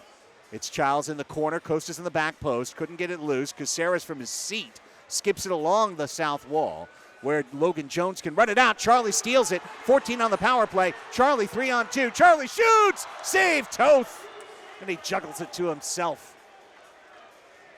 Toth being the savior here for Tacoma on this power play, and now a chance to be on the other side. Nick Pereira. And Nick shoots it off the flight low dasher board as the power play elapses. Hansen is back out, even strength. Ramos diving in. Ramos charging in. Waltman got a piece of it, and then Ramos fouled his former teammate. Waltman going down, making sure that all angles are covered. He was going to be met with a ball and a leg at some point, and bravely just lays down for that. Costa, with Eddie in front of him as a screen. Lays it off to Leo. Back to Quintana. Christian. Costa. Cerda and Leo. Cerda. Strong defense. Briscoe. Cerda found his way through, and then Briscoe held him off, and the ball kind of popped out behind him. The funny things that happen in indoor soccer. Just powerful defending there, because again, Tacoma's fighting for the lives. They should be seeing the best minutes of their season here and unloading everything that they have in the gas tank. Seb Mendez. If you want to know a comp for what this young man is doing at the age of 25, I would compare him to a young Eddie Velez. Oh, Quintana trips a man. Lucky not to get a card there. Certainly would have been a yellow outdoors as John takes it hard off the shin, but the quick restart is sent in. Souza! Souza! Tried to toe poke Waltman, and he kept the legs closed. Keats has scrambled and recovered for Tacoma. Under 8 minutes to play. Next ball out of play will be the officials' timeout in the third quarter. 3-2 San Diego. No scoring yet this quarter. Souza trying to change that. And good to see Denny Waltman once again in form right now, as form as he has been in the last time we saw him a couple years out. Toe poke shots are some of the hardest to defend. You can't really read the body composition of the ball trajectory or the body of the player shooting it. It's just sometimes you just got to anchor yourself and just take that shot. It's exactly what he did there. Danny dancing on the goal line right now as Correa approaches. I heard an incredible Danny Waltman story at halftime right as I walked back into the booth, so remind me to tell it later, please. You got it. Here's Spur. Quintana jumps in. So does Mendez. Charlie gave it away, and corkscrewed wide. Then Ramos high off the glass. Correa had the equalizer on his foot, and he spun it wide. 6:42 to play. Ball over the low wall. We take a pause. Tacoma playing for their lives. Down by 1. More action from Oceanside next on Golazo. Soccer fans, it's time to unleash a giant leap for fandom. Introducing MASL Indoor Soccer Fantasy Football. Build your dream team, invite your friends, and create your own draft league, all for free. Draft and trade players and win bragging rights as your team dominates the league. With MASLI Football, you're not just a fan, you're part of the action. Go to MASLI Football to sign up, get started, and play.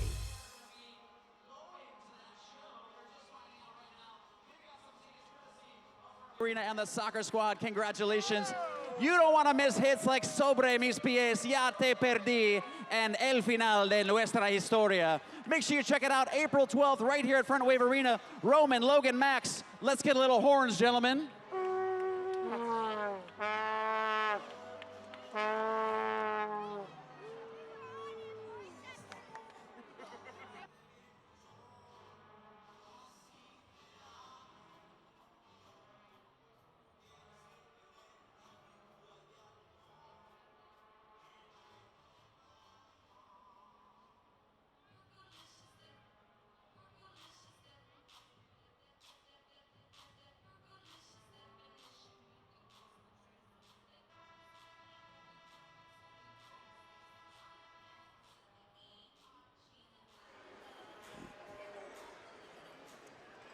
6:42 to play, third quarter, 3-2. The San Diego Sockers lead the Tacoma Stars.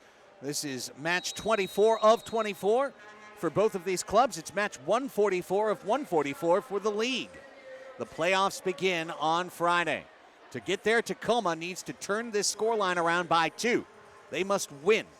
They cannot just take it to overtime. They need 2 points to pass St. Louis. Sockers possessing and moving the ball around in defense of Danny Waltman. As I was walking back into the booth, as a door swings open randomly, I spotted Tacoma Stars owner Lane Smith. Oh, okay. Hobbling by on crutches. Oh, no. And I joked to him when I saw him. I said, Lane, stop slide tackling. I told you.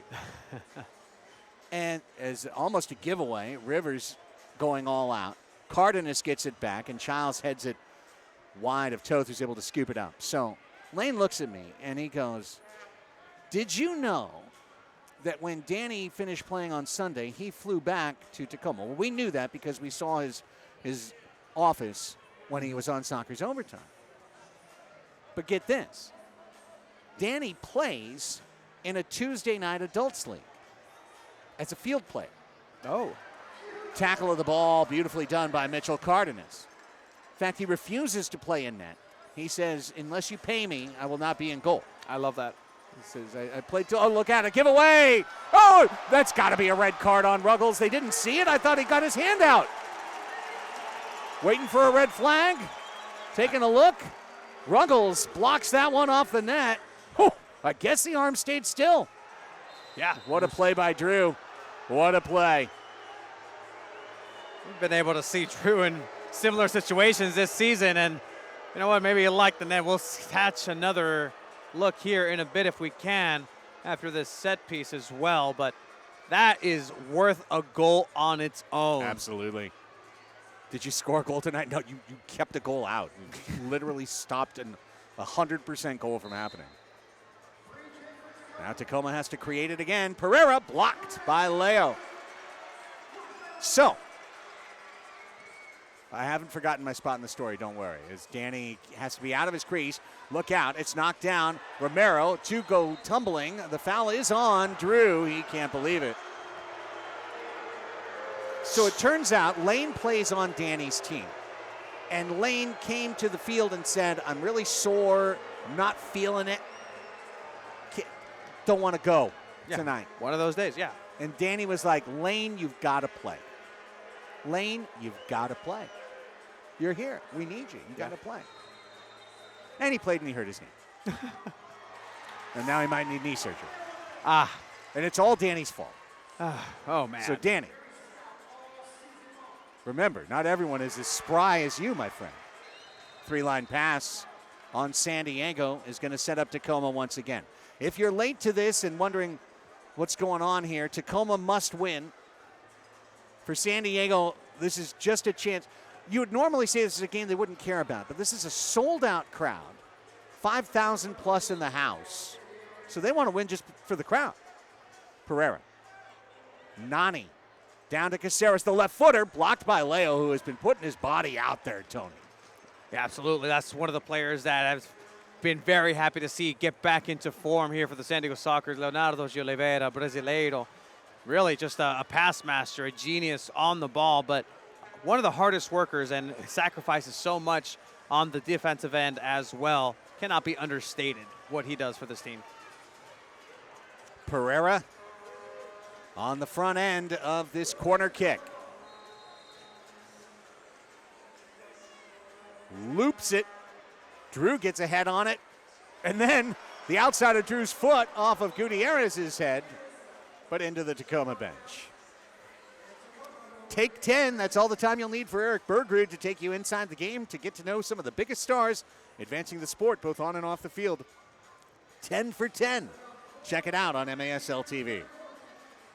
Pereira turns and shoots high off the frame. Then Costa bangs one off the wall. That's going to come out to offensive midfield and Nani Mendoza.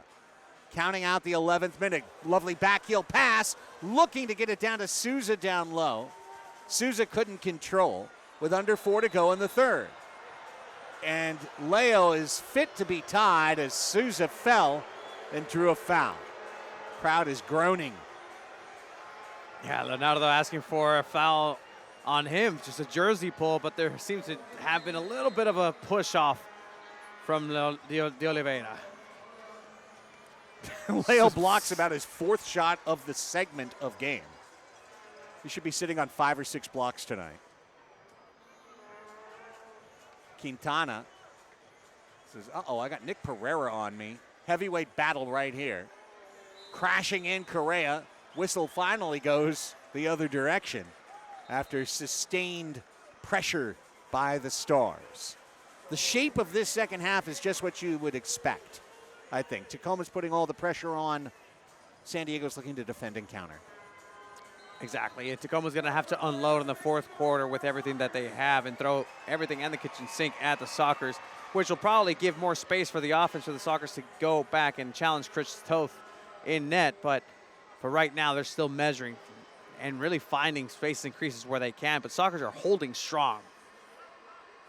If you're enjoying what you're seeing, then you're in Southern California. Pereira brings this down over to Logan Jones. Come join us for the playoffs Friday, Saturday, Sunday. Tickets available at frontwavearena.com. Get your seats now. Quintana pushes down Briscoe. We've got 6 men on the floor and a card out.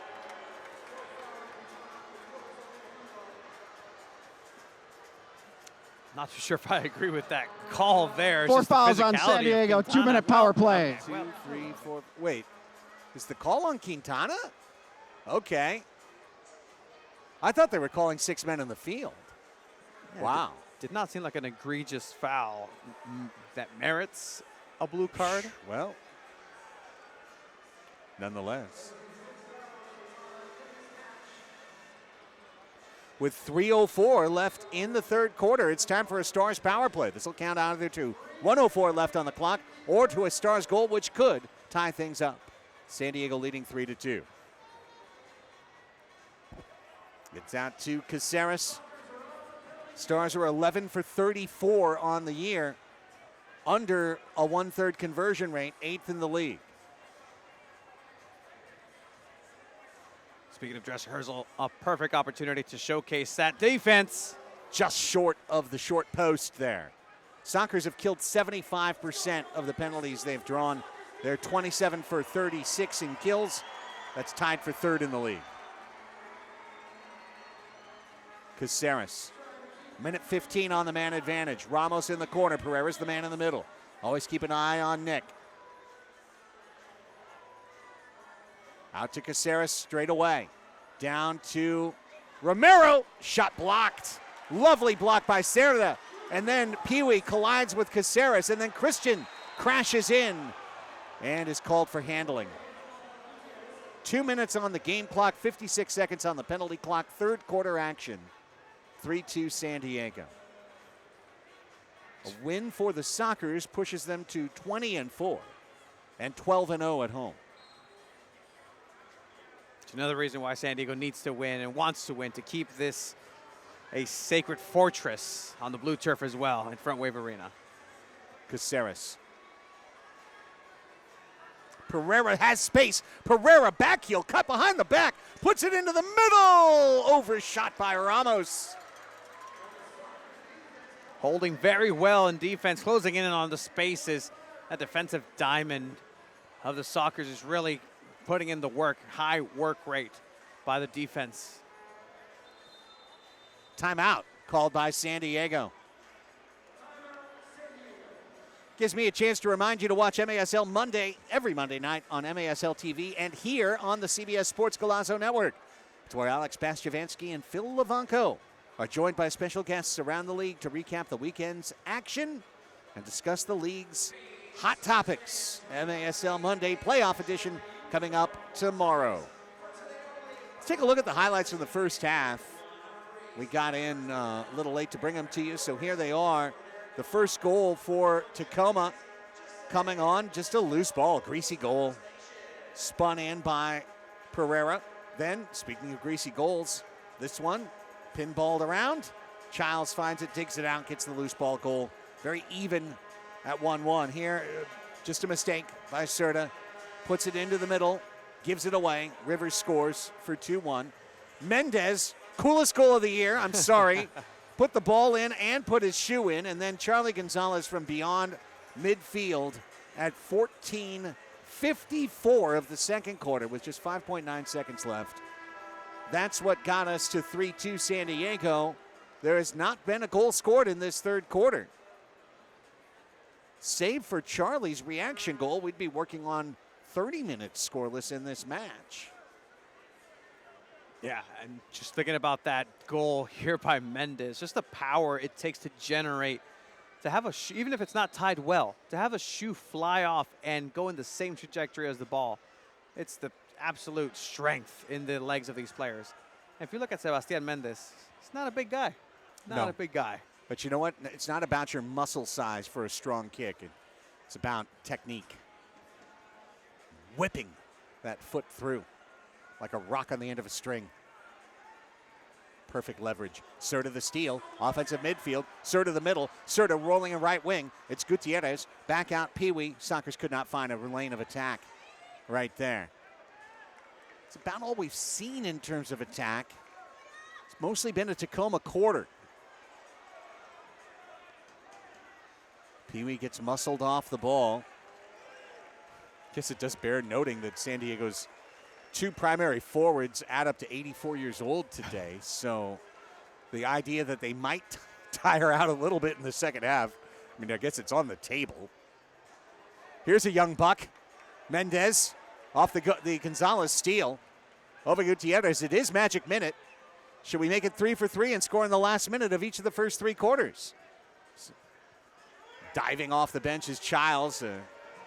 Split second change right there. Challenge flag flying out of the Tacoma bench. Tacoma did not think that was a clean change. Evan McNeely and Adam Becker, the two co-head coaches there. Flag thrown, challenging for 6 men on the floor for San Diego. They're looking for a too many men, 2-minute penalty. There's a moment where Drew Ruggles comes out of the bench and his substitute wasn't able to come in, but he wasn't part of the play. However, Tacoma's going to argue that his mere presence influenced the play. And so if that's the case, that could potentially be too many men on the field. You see the switch here, a little bit too ahead. Drew Ruggles He's going to come on the left side.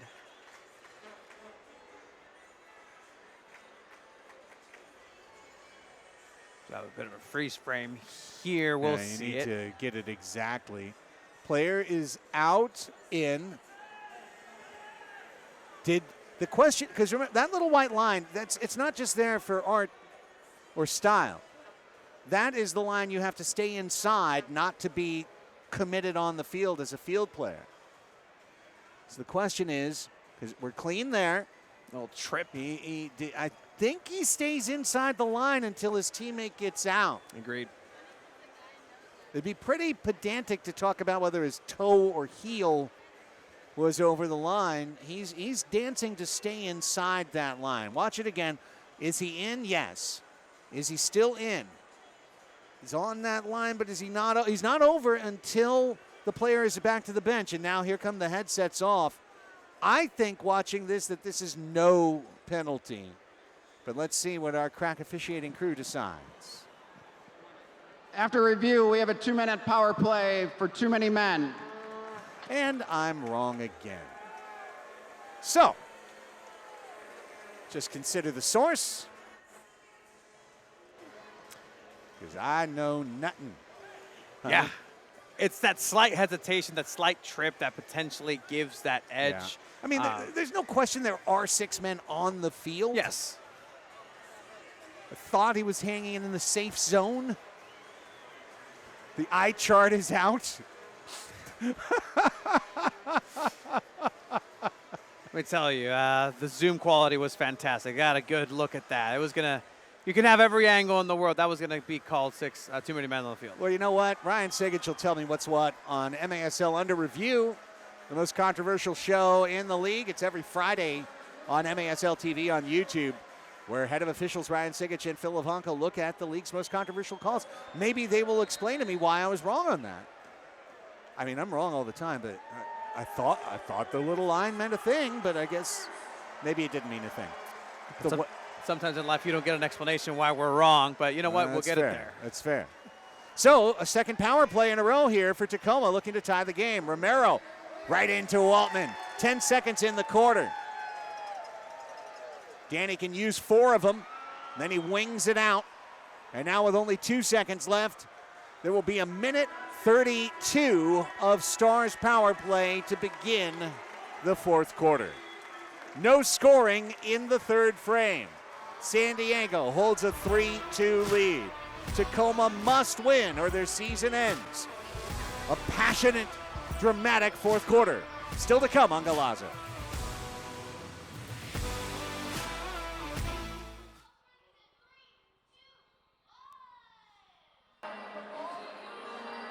And guess what, my friends? Because of the rollover from the last game, $454 is on the line. Cold hard cash. I want to give it to you. Yes, you. Be the Frisbees. See the barrels. You've got this. We sold out of Frisbees in the 1st quarter, if you could believe it. Ooh, I just got hit in the back of the head. In the 1st quarter, we sold out of the Frisbees. Thank you so much to our fans. I love you, I appreciate you, and thank you for always selling out this Frisbee toss. You guys are the best. All right, let's see. Nothing yet. I want to give a big shout out to the Velez family up there. We love you, we appreciate you. Thank you so much. I've gotten to enjoy seeing your kids grow up. I love you. We appreciate you. You are forever Soccer's family. Nothing yet. 20 seconds, my friend. 20 seconds. 19, 18, 17, 16. If you've got a Frisbee, you got to toss it now for it to count. 15, 14, 12, 13, 12, 11, 10, 9, 8, 7. If you've got a Frisbee, you got to toss it now. 7, 6, 5, 4, 3, 2, and 1. All right, I don't think we have any Frisbees, which means that $454 rolls over to our playoff games. That amount plus all all the other Frisbees sold for that game will be on the line. Thanks to everyone for participating in the Frisbee toss. We love you. And let's go, Soccer!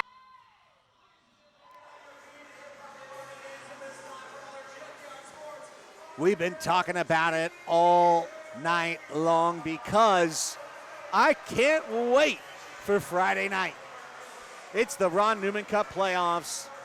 And while we heard Commissioner Keith Tozer say a few weeks ago, Tony, it's not the ideal format you want. You want everyone to play a 3 full game series, home and home, all the way around the league. You want every great team in this league that makes the playoffs to have their home fans have a chance to cheer them on. That's the ideal.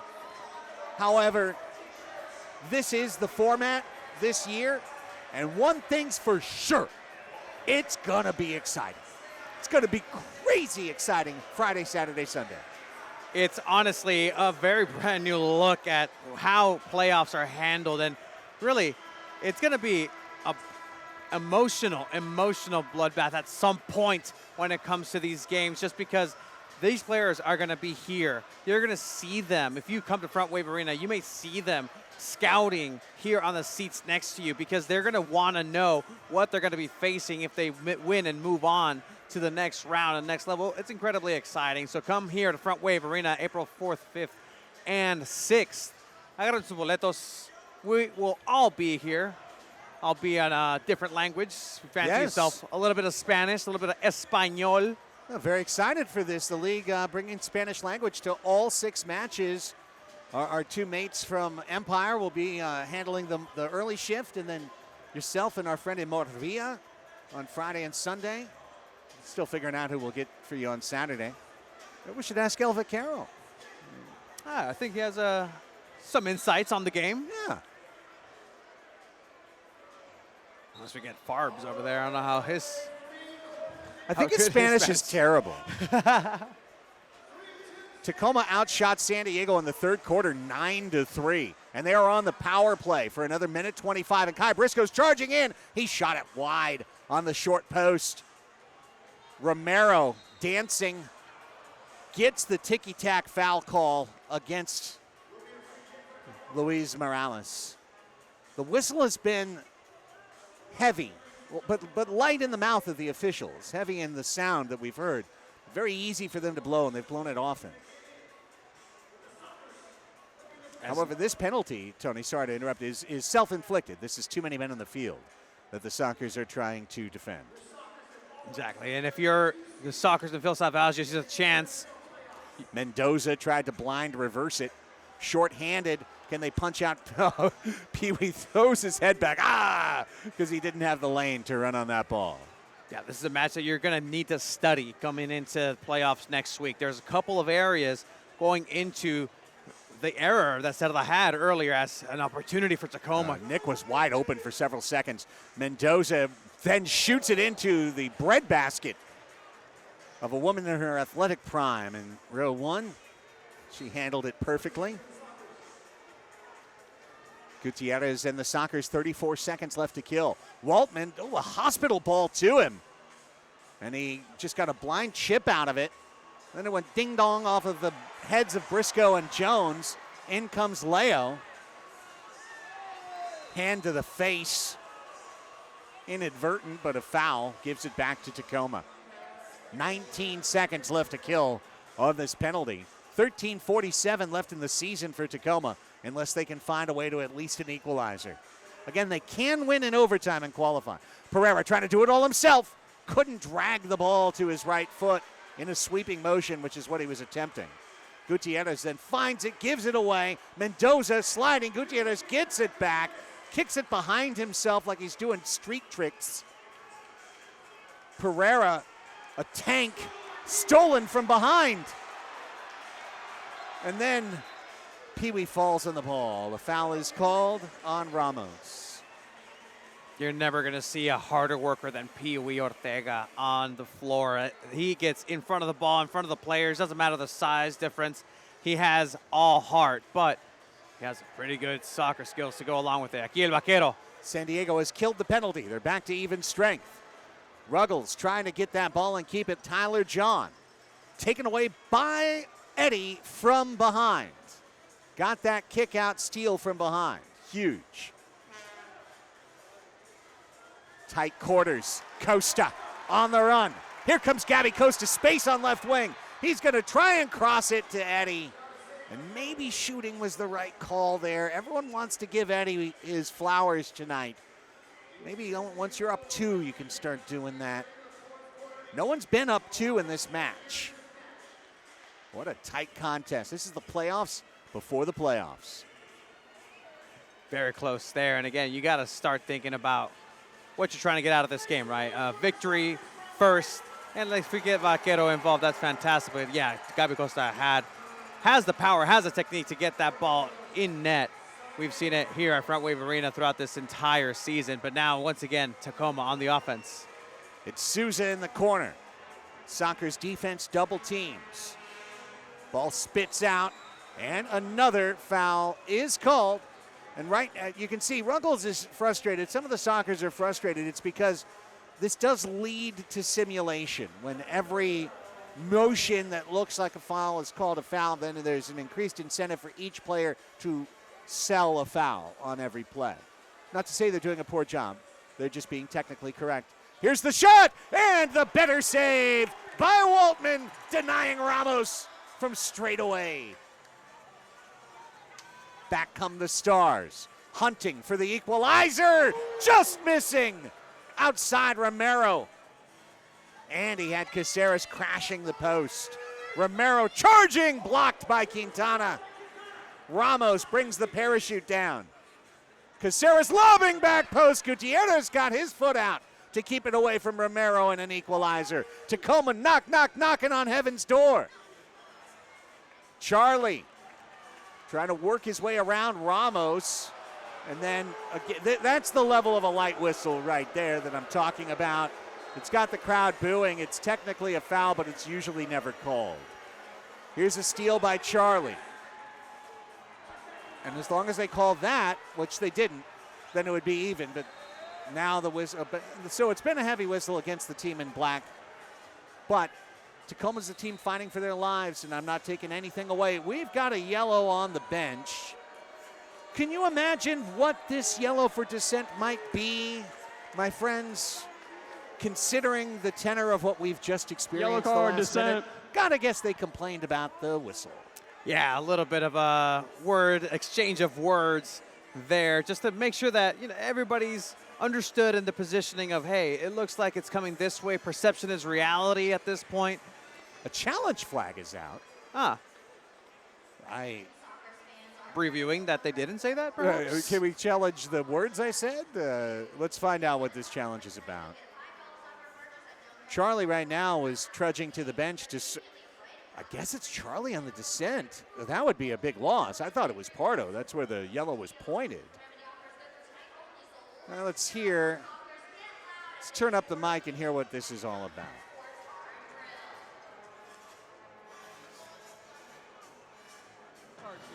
There's a lot of discussing here to see if it's even San Diego's challenging the play on the field for too many men. Too many men. Okay, so the Soccers are trying to turn the trick on Tacoma and allege the Stars for having a sloppy change and 6 men on the floor. MASL video review, part 2, Soccer's turn. All right, we got 1, 2, 3, 4.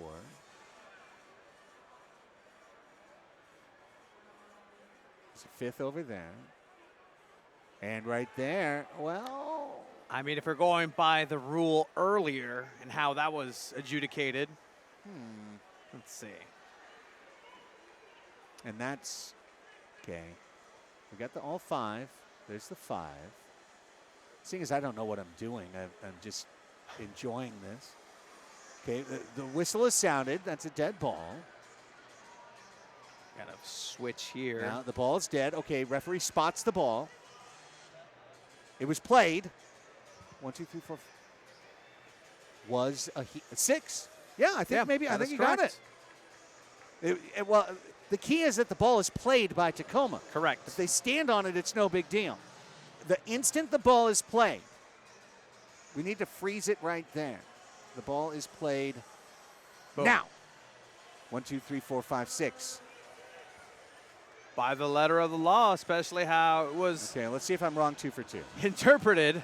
I think the last one wasn't a blue and this one is. After review, there was no too many men. All right. Well, cool. Cool. Different strokes for the same folks sometimes. Cool. That's what you get. Well. But as you see it now, Tacoma gets a little bit of a break. They can think about it, replenish some legs, some energy. With 11:10 left in the fourth quarter. Just when you think you know this game. What do you know? You know nothing. You know nothing, kid. Juan Nieves, Jon Snow.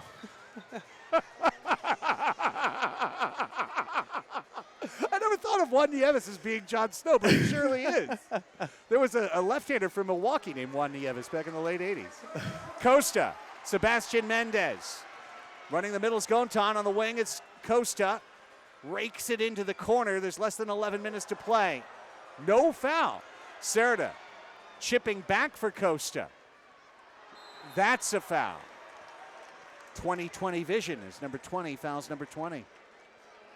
What a wonderful McGeady spin that technique is called by Gabi Costa. It's like a little roulette pirouette, but excellent. Look at Giles Cook. Leo! That would have destroyed the banner board a week ago. That was aimed right at the banner board. Would have blown 6 tiles loose. Yeah. Way to go getting the netting up, guys. What a difference a day makes. Yeah, exactly. You know, it just takes a couple more minutes to get the ball there. But you know what? It's a group effort here at Frontwave Arena. If you want your chance to participate and get the ball back in play, do it here April 4th, 5th, and 6th. Playoff tickets are available. Visit frontwavearena.com to reserve your seat today. Tyler John with Ramos on the wing. Could it be a call? No, play on. Perfect tackle by Pee Wee Ortega. And that one was off of John's snout. And then Waltman puts it forward, and a flag has been thrown by Tacoma again, and now a yellow on John, who is mad, but he just got a soccer ball kicked into his face. I would be mad too. Tyler John is a critical player for this team, has to sit 5 minutes, plus a dead ball whistle. Has to sit to at least 5:28 remaining. Not the ideal situation for Tacoma. Tacoma is challenging the play for a 2-minute penalty.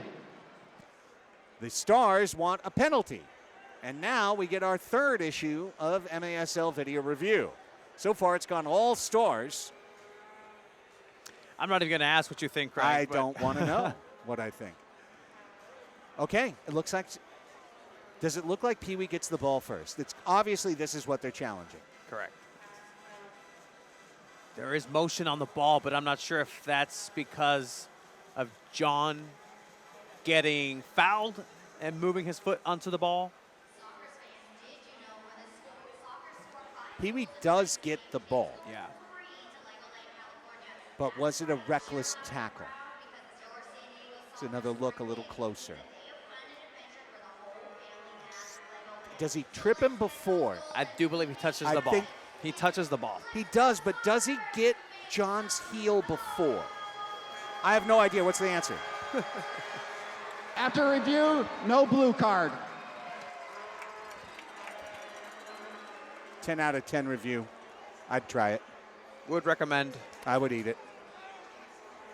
An excellent slide tackle by Pee Wee in that case. And not only that, it was so good, the referees wanted to see him again. So did the Tacoma bench. Let's watch it some more. Yeah, absolutely. With that, Tacoma would have lost their challenge anyway. No more challenge for the rest of the game. But with this, they also lose possession and some time off the clock. And an important player on a yellow card.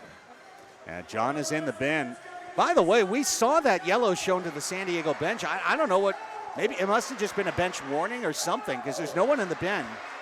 And there's nothing listed on the official score sheet either. So apparently that yellow just never happened. This one did. John, top counterattacker, top speed player on the team, sitting until 5:28, and then the next dead ball that follows it. We're at next goal is mission critical territory right now. If San Diego gets a fourth goal, I'm not sure if Tacoma's season extends beyond the next hour or so. But if Tacoma gets the goal, everything's on the table. Everything. And St. Louis, there's never been bigger Sockers fans in St. Louis than there are right now. Every ambush, player, coach, staff member, and faithful. Pereira pushes Quintana off the ball. Rattled out to Spur, who shovels one down the floor. 9.5 minutes right now left in regulation. 3-2 San Diego, which was our score at the end of the second quarter. This has been a scoreless half, which usually never happens, and probably won't. Someone's going to score. Who is it? What a play by Costa, using the wall to his advantage to spin it away from Kyle Rivers and deny an entry into the zone. Sockers defense has been outstanding tonight. A couple early mistakes, and that's it. Something we see from Costa this entire season is a much more physical defensive effort on his part. He's known as a magician as a foul waiting to be called. It was not called. Leo dispossessed from behind. Keats went down. Leo wagged the finger to say, I didn't get him. Corey Keats, veteran out of Auburn, Washington, who we saw come off this field with an injury earlier this year. He's had his roughest year. He hasn't scored all season for Tacoma. And as you know, Corey Keats is good for a goal against San Diego every year of his career here in San Diego. But maybe that was only a Pechanga Arena thing. Maybe, yeah, absolutely. I mean, what more important time than now to get on the score sheet for Tacoma, but getting up quick, making sure that he doesn't lose a chance to come back in for after 2 minutes if he's good to go.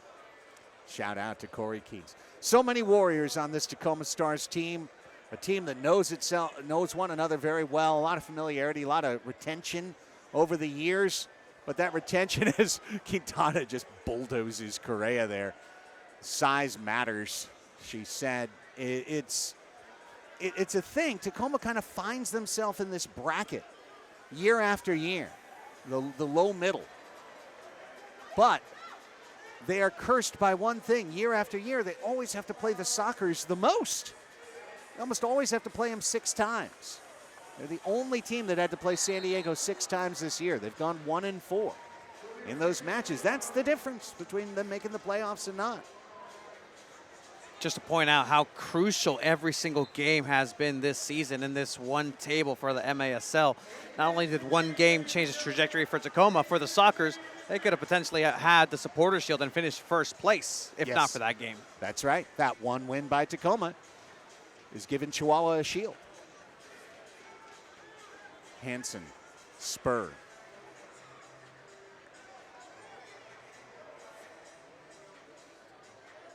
.738. This feels Ontario-esque in terms of a lot of possession, a lot of movement for the Stars. Control. They're hoping that the dam will break. That one's out of play, and it leads us to our final timeout of the fourth quarter. Officials timeout. Let's take a break. And when we come back, it's the stretch run. Can the Stars find an equalizer to keep their season alive? Back with more on Galazzo.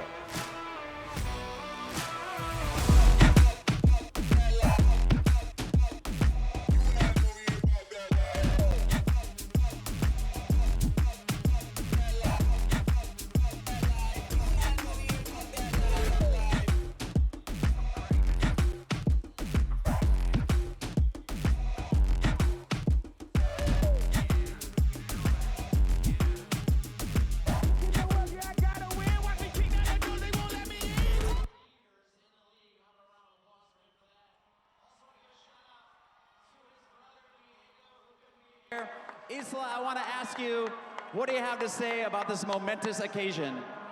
Honestly, I just want to say congrats to my dad. He had a wonderful career. He brought so much joy to so many people here. And for everyone that's been a supporter for the Sockers for a long time, I know he appreciates it. I just want to say thank you from his part.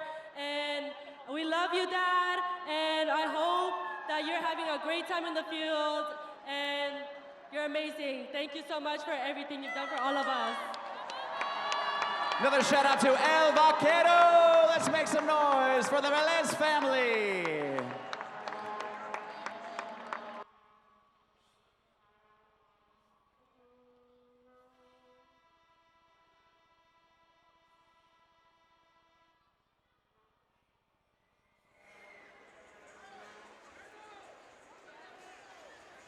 Sockers lead Tacoma 3-2, 7:27 left to play. Stars have been pressuring all half, looking for the game-tying goal. They haven't found it yet. Tipped off the wall there, Mendoza. Waltman trying to trigger the counter. Coming out is Toth, his opposite number. And then Pereira punts one into the high netting that bounds into the low stands. Yeah, good vision there by Danny Waltman. We saw him bring back Cannon back against Empire and set up Childs' first shootout by having Tavoy Morgan get fouled in a clear situation. But this time, Chris Toth was ready to pounce on it off his line, off his area, really. Teamwork made the dream work to get the ball back to Waltman again. Up 5 fans interconnected there. Waltman throws it out off of Keats, out of play. Eddie on the restart. Leaves it for Leo.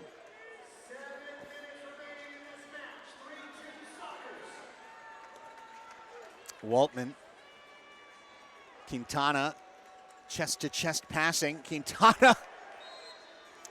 Wow, foul called on Ramos. I wouldn't have whistled that one, but I think it's consistent within the tiki-takis that we've seen, which is not to be confused with tiki-taka. Here's Morales, who's great at that. Luis fires it off the short angle, just missed. Quintana was trying to line up a shot on that. Now Toth and Eddie collapse. Eddie's back up, he's still okay. Here come the Stars the other way, 6:37 left in their season unless they can tie the match and keep it tied or take the lead. Rivers. Kai Briscoe spinning around in a phone booth there with the ball between his legs. Caceres now to Souza. Huge crowd on a Sunday evening on Fan Appreciation Night. Beach towel giveaway as well. Here's Gutierrez. Toth, the most agile keeper in the league, sliding out once again to make himself a defender. And what do we have here? Double touch. Double touch on Toth.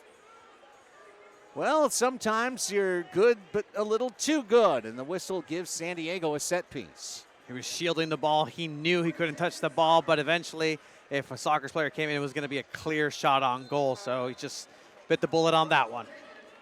Ruggles, wall pass! Childs scores! Is it a dagger in the side of the Stars? If so, who delivered it? El Capitan, courtesy of Ruggles, Walla Scora, 4-2. And that's just being aware, the field awareness by Craig Childs, knowing that he's going to be in the middle of it, mixing himself in, finds the ball, has his eyes locked into the wall where the ball should be coming in. And then Drew Ruggles with a perfect Walla Scora pass there. 4-2, doubling the lead. 6 minutes left for Tacoma to want to keep playing another game on this blue turf at Frontwave Arena this season. They're going to have to respond immediately. Childs' 24th of the year. Pereira. A goal at 9:01 and the first 2-goal lead for anyone. Another ticky-tack foul. Pereira's angry. He thought it wasn't ticky-tack. He thought that was maybe a card-worthy foul on San Diego in the corner. But also Nick's frustrated because he, more keenly than anyone, knows all the market pressures against Tacoma each and every year. Mendoza kicked out by Pee-wee. And then Costa, lovely turn on Mendoza. He's got Gutierrez with only Toth in front of him. Christian Gutierrez! Goal!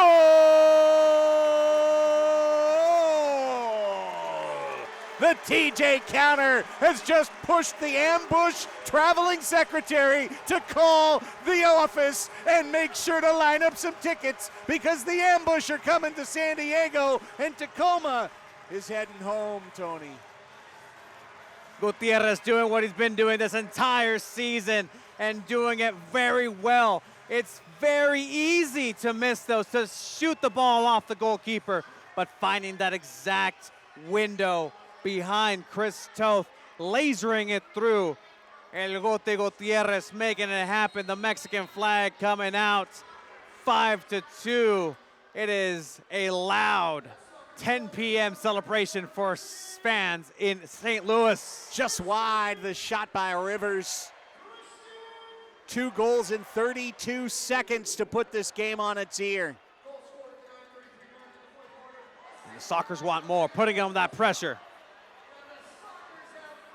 Gontan off the Calafino Tequila sign.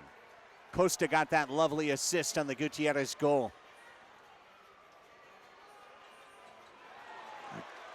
Back comes Gontan. Keiko. Too wide for Quintana. Toth becomes the player. Toth gets out of there. Boy, he is a dangerous gambler. And sometimes he wins. Keats. Corey Keats. Keep it alive, Corey. Didn't do it. Pee-wee. Mendez. Woof. Put it right to the goal line on the foot of Waltman. Caceres has it back, 4:20 to play. A lot of trust there. Gutierrez taken by Correa on the steal. Adrian Correa steps past. He set up Caceres. One-handed save by the wall. Waltman and another one. Danny does it again. This time a kick save under pressure. And then he dives on the ball because he's the wall. Vintage Danny Waltman. And we're going to see that right there. 2 times. That first one, he's going to his left. Shaw goes opposite of him, and he's able to get a fingertip touch, but not over yet. Ramos, wall. Just catching the top of the glass was Quintana.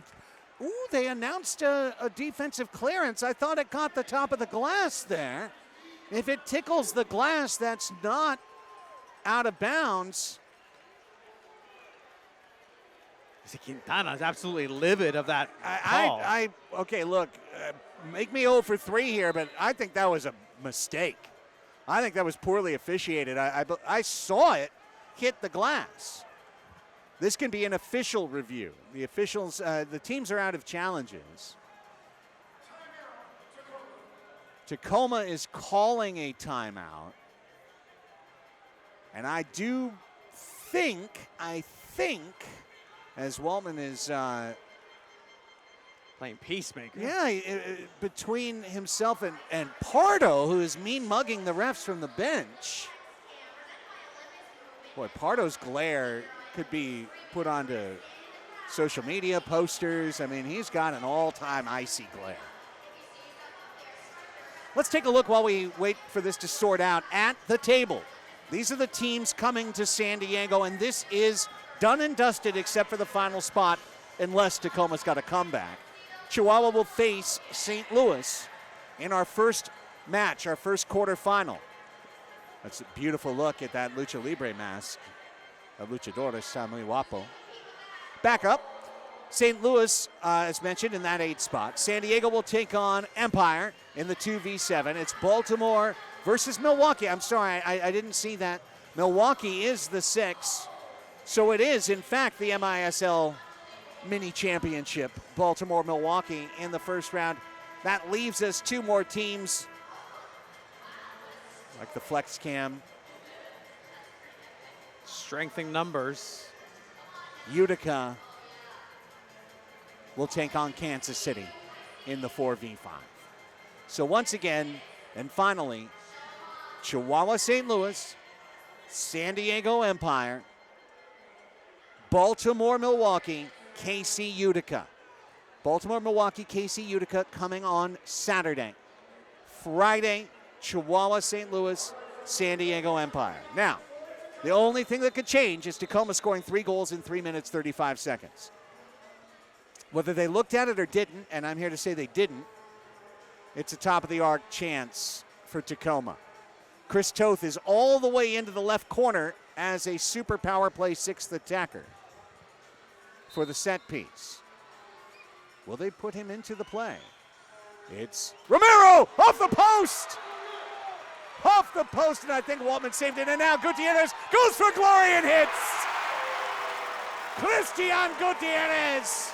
And now St. Louis can confidently book their flights and set up their hotel, because San Diego once again has broken the hearts and ended the season of the Tacoma Stars.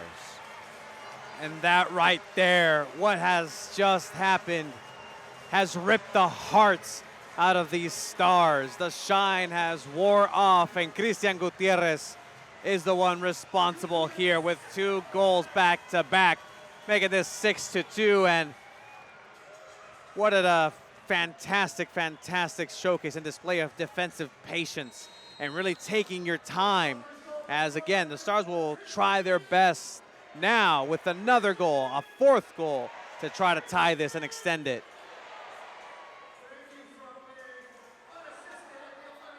No assist on that one. Pereira crashing in. So really, it's just one thing I always do keep in mind, that when you look at Tacoma, you look at Empire, you go, oh, well, those teams kind of toward the bottom of the bracket. But look who they have to play every time. Yeah. Just like last year, Chihuahua lost 6 games. Well, they had to play Monterey. You know? And they were still able to be champions. So. Yes. So this is a Stars team that I honestly think was going to give Chihuahua a go on Friday if they made it. Now it's on to the ambush. We saw their win streak ended today in Milwaukee, but they... Oh, look at this. Nicky misses the tight angle. He was wide open, and Waltman was helpless to the result. Costa trying again. Oh, my goodness, are you kidding me? These kids can shoot from anywhere. From way downtown, bang. Gabigol. 7-2. Beautiful curling shot once again, no hesitation. Everybody has a chance. You look up, there's no goalkeeper. Chris Toth nowhere in sight. You just rip it from there. And we've seen how complicated it is to get it from that distance, playing Empire so many times. And that's something that San Diego is going to need against Empire. On Friday, for sure. They're going to be facing this strategy again. Look at Danny Waltman just getting in extra calisthenics. He's like, I want this shutout half. He wants it. I'll tell you what. There's a young man that was sitting a few rows below us who's been such a critical contributor to this club, Xavier Snare-Williams. But how can you not roster Danny Waltman the way he's playing? How can you not roster one of history's greatest goalkeepers? Can Eddie get one? Oh, Luis Birueta is in now for Chris Toth. Birueta, the backup goalkeeper, is in for Tacoma. And now we do have only one question left. Can Eddie get a flower at the very end? Quintana holds in the corner. And can Danny Waltman get a shutout half? Those are our 2 remaining questions. And Lane Smith is like, my knee hurts, and now my heart hurts. My head hurts. I got a headache. Danny, you're a ball-peen hammer to the eye. That's what Lane Smith is thinking right now. And again, all credit to anybody and every single one of the players that come into the MASL and put everything on the line. That's everybody from Tacoma, from top to bottom of the table. These are professionals who come out and they get it done, represent the city that they wear on their chest, on their jersey. And none different for the Tacoma Stars as well. Proud team, well run. Great fans, backed this club for years. All the love to the Tacoma Stars. Just can't beat San Diego in San Diego. No one's done it. 12-0 at Frontwave Arena. That's dusted. Soccer's going to win this one tonight, baby. 90 seconds left in it. Eddie, 3 lines. No Vaquero would have rope-a-doped that one in. Right? And he's like, I can't throw the leg up quite as high as I used to. The hips don't lie.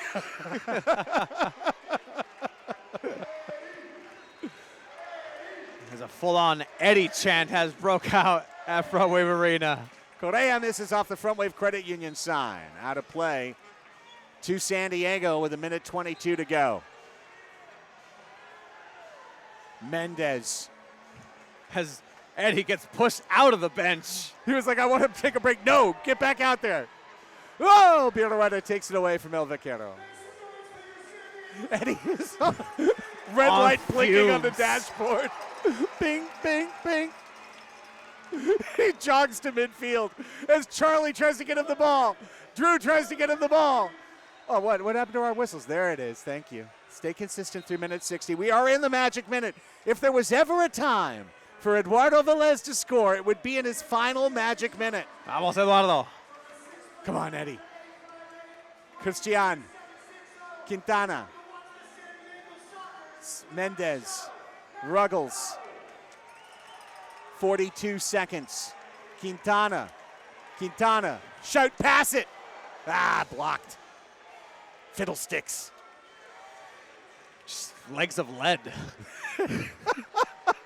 Eddie's hoping for a balloon just to drop into his pocket right now. Oh, what a run. Yair Romero until your shot was blocked at the end, but it was a dazzling zigzag. There's nothing for Eddie to do on this defensive play. He needs to stay next to the goalkeeper. The one person you can't see in your shot right now is Eddie Velez, who's way behind the play, putting them in a power play. Souza. 15 seconds left. Pereira. Congrats to the Stars on a great season coming back after a tough start to it. Pirueta will mark off the final seconds, and this one goes full time. A sold-out crowd rises. Those who stuck around to the end as San Diego polishes off the Stars 7-2, sends St. Louis into the playoffs, and ends the Stars season, Tony. An absolutely dominant performance here in the fourth quarter, I want to say, here by the San Diego Sockers, and cementing a fantastic end to the regular season at Frontwave Arena. What better way than to go undefeated in your first year, moving up your own proprietary home, Tu Casa, a palace of indoor soccer, and you defend it going into the playoffs, welcoming the rest of the league here to Oceanside, California for the playoffs April 4th, 5th, and 6th. Frontwave Arena, get your tickets. There is still time. I know there's a lot of people making purchases over in St. Louis. Danny Waltman stopped all 7 shots he faced. Flat out, he was terrific. Boris Pardo was just fine. There was mistakes in front of him for the 2 goals allowed. Really, other than those 2 bobbles, the Sockers just played an impeccable game tonight. They did everything they had to do to take it down. Looking to see, as Eddie, you gotta love it. You gotta love it. Don't throw him away though, boys. Make sure he gets down safe. Eddie gets the love. His back is bleeding red and raw now from all of the pounding. And Eddie is being waved over to chat with Melissa May one last time. Let's go, El Vaquero and Melissa.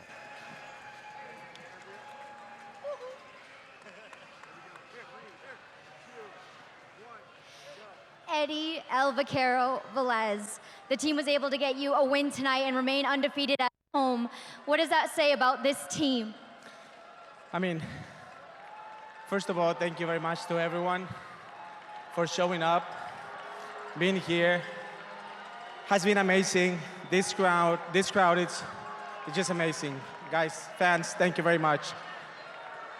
Eddie, you've dedicated the last 19 years of your life to this beautiful indoor game. What has it meant to you to wear this San Diego Sockers crest on your chest? Well, as I said when I came here, it has been always a pleasure to be part of this amazing franchise. I knew that when I came here, I was ready to compete, and we were ready to win championships, and we did that, and we're on a run to get the next one. And just what, I know I don't mean to put you on the spot, but your favorite Sockers memory. I know you've got a lot of them, but is there one that really sticks out to you? Yes. The fact of being able to celebrate a goal with this little guy right here, I mean, it's just the most amazing thing that it has happened in my career. I mean, my family has supported me. My wife has been all the way there, and I couldn't be thankful enough for having my entire family here. Well, I'm gonna give this mic to you, Eddie, and let you sign off to all these amazing fans that have followed your career. So here you go, my friend. Congratulations on behalf of the entire Sockers organization in the indoor soccer football game. Thank you for everything that you've done for this game. Thank you for everything you've done for the Sockers, and we can't wait to see the next chapter of you. Thank you very much. Again, San Diego Sockers fans, this is not over. We have a couple games left, and I hope to see you guys here. Just like tonight, it has been amazing, but we still have a road to go, and we want to lift that trophy at the end of the season. Thank you. Congratulations, Eddie, and enjoy your retirement. You have earned it, my friend. You've earned it. Craig and Tony, back to you. Thank you, Melissa. Absolutely great stuff. Let's take a break, and when we come back, we'll bring you the second half highlights and get you set for the Ron Newman Cup playoffs. Regular season's done. 7-2, Sockers beat Tacoma on Golazo.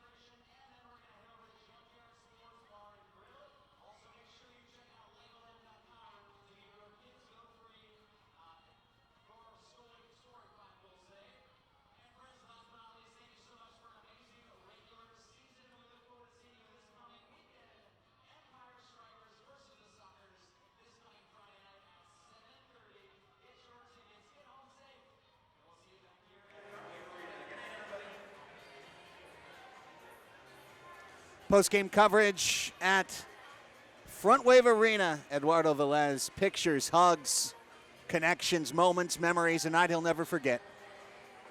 Final game of his indoor soccer career. Sockers win it. Let's show you our second half highlights now and bring you all the action. It was 3-2 at the half. It was 3-2 after 3 quarters. And in fact, halfway through the fourth, it was 3-2 until this Wallace score a set piece. Drew Ruggles to Craig Childs at 9:01. And then just 32 seconds later, Christian Gutierrez, the steal, the 1v1, and the goal. 5-2, Sockers off and rolling. Gutierrez, now it's just a long-distance shooting competition. Gutierrez from 2/3 court for 6-2, and Gabi Costa, same spot, pretty much. We're going to have to get at the tape measure to figure out who was longer. It's probably by a foot or two, the difference, as both Gutierrez and Costa, and then, and then Eddie. You gotta love it. Getting the hip hip hooray. Look, he's Vince Lombardi out there. It's amazing. That is amazing. How pretty, how fun was that? A quick tour of the league leaders. Congrats to those who excelled. The 2024-25 Golden Boot is Chihuahua's Jorge Pareja Rios, who scored a brace today to get to 33 goals, one more than Empire's Justin Stinson. Stinson had the Golden Boot till today. Rios took it away.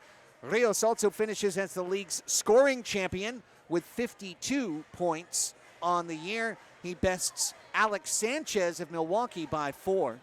I would note that Frank Tayu, who just exploded since coming to Milwaukee, averaging about 4+ points per match since coming to Milwaukee, finished with 30 goals and 46 points, which included multiple game suspension in St. Louis, a trade, a forced caveat in the trade that did not allow Tayu to play twice in St. Louis, and the Ambush won both of those games, and they needed all of those points. So literally the clause in the trade, Tony, between Milwaukee and St. Louis probably gave the Ambush a playoff spot. Which made this entire regular season one of the most spectacular ones as it's closing.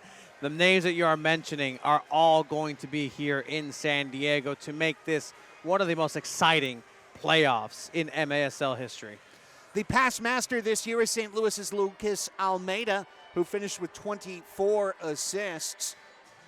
Continuing down, Chad Vandergriff, 81 blocked shots. Chad, stop getting in the way of the shooting gallery, man. Jeez. And in defense, I need this to be triple checked, but I do think it is true because Boris Prado gave up 2.5 goals. That would add to 4 goals. That would be a 4-point average. He is listed on the website at 439 as your goals against average champion this year. Just enough allowed by Diego Reynoso today in Harrisburg for Pardo to jump up by .07. And Chris Toth, 760 save percentage. He is your save percentage champion. And those are your league leaders for the 2024-25 season, which brings us to the playoffs. Here we go. Double headers, Friday, Saturday, Sunday, 4 p.m. on MASL TV, Chihuahua versus St. Louis. And then our next broadcast, Friday, April 4th, 7:35 p.m., CBS Sports Golazo Network, right here. And it will be San Diego, the number 2 seed, and Empire Strikers, the number 7 seed. We will continue to have games Saturday and Sunday, 4 and 7:30 on Saturday, and 2:30 and 6. 2 and 6 on Sunday. Check your local listings for the time nearest you. Pacific Standard Time. Everything is here in beautiful California. Indeed it is.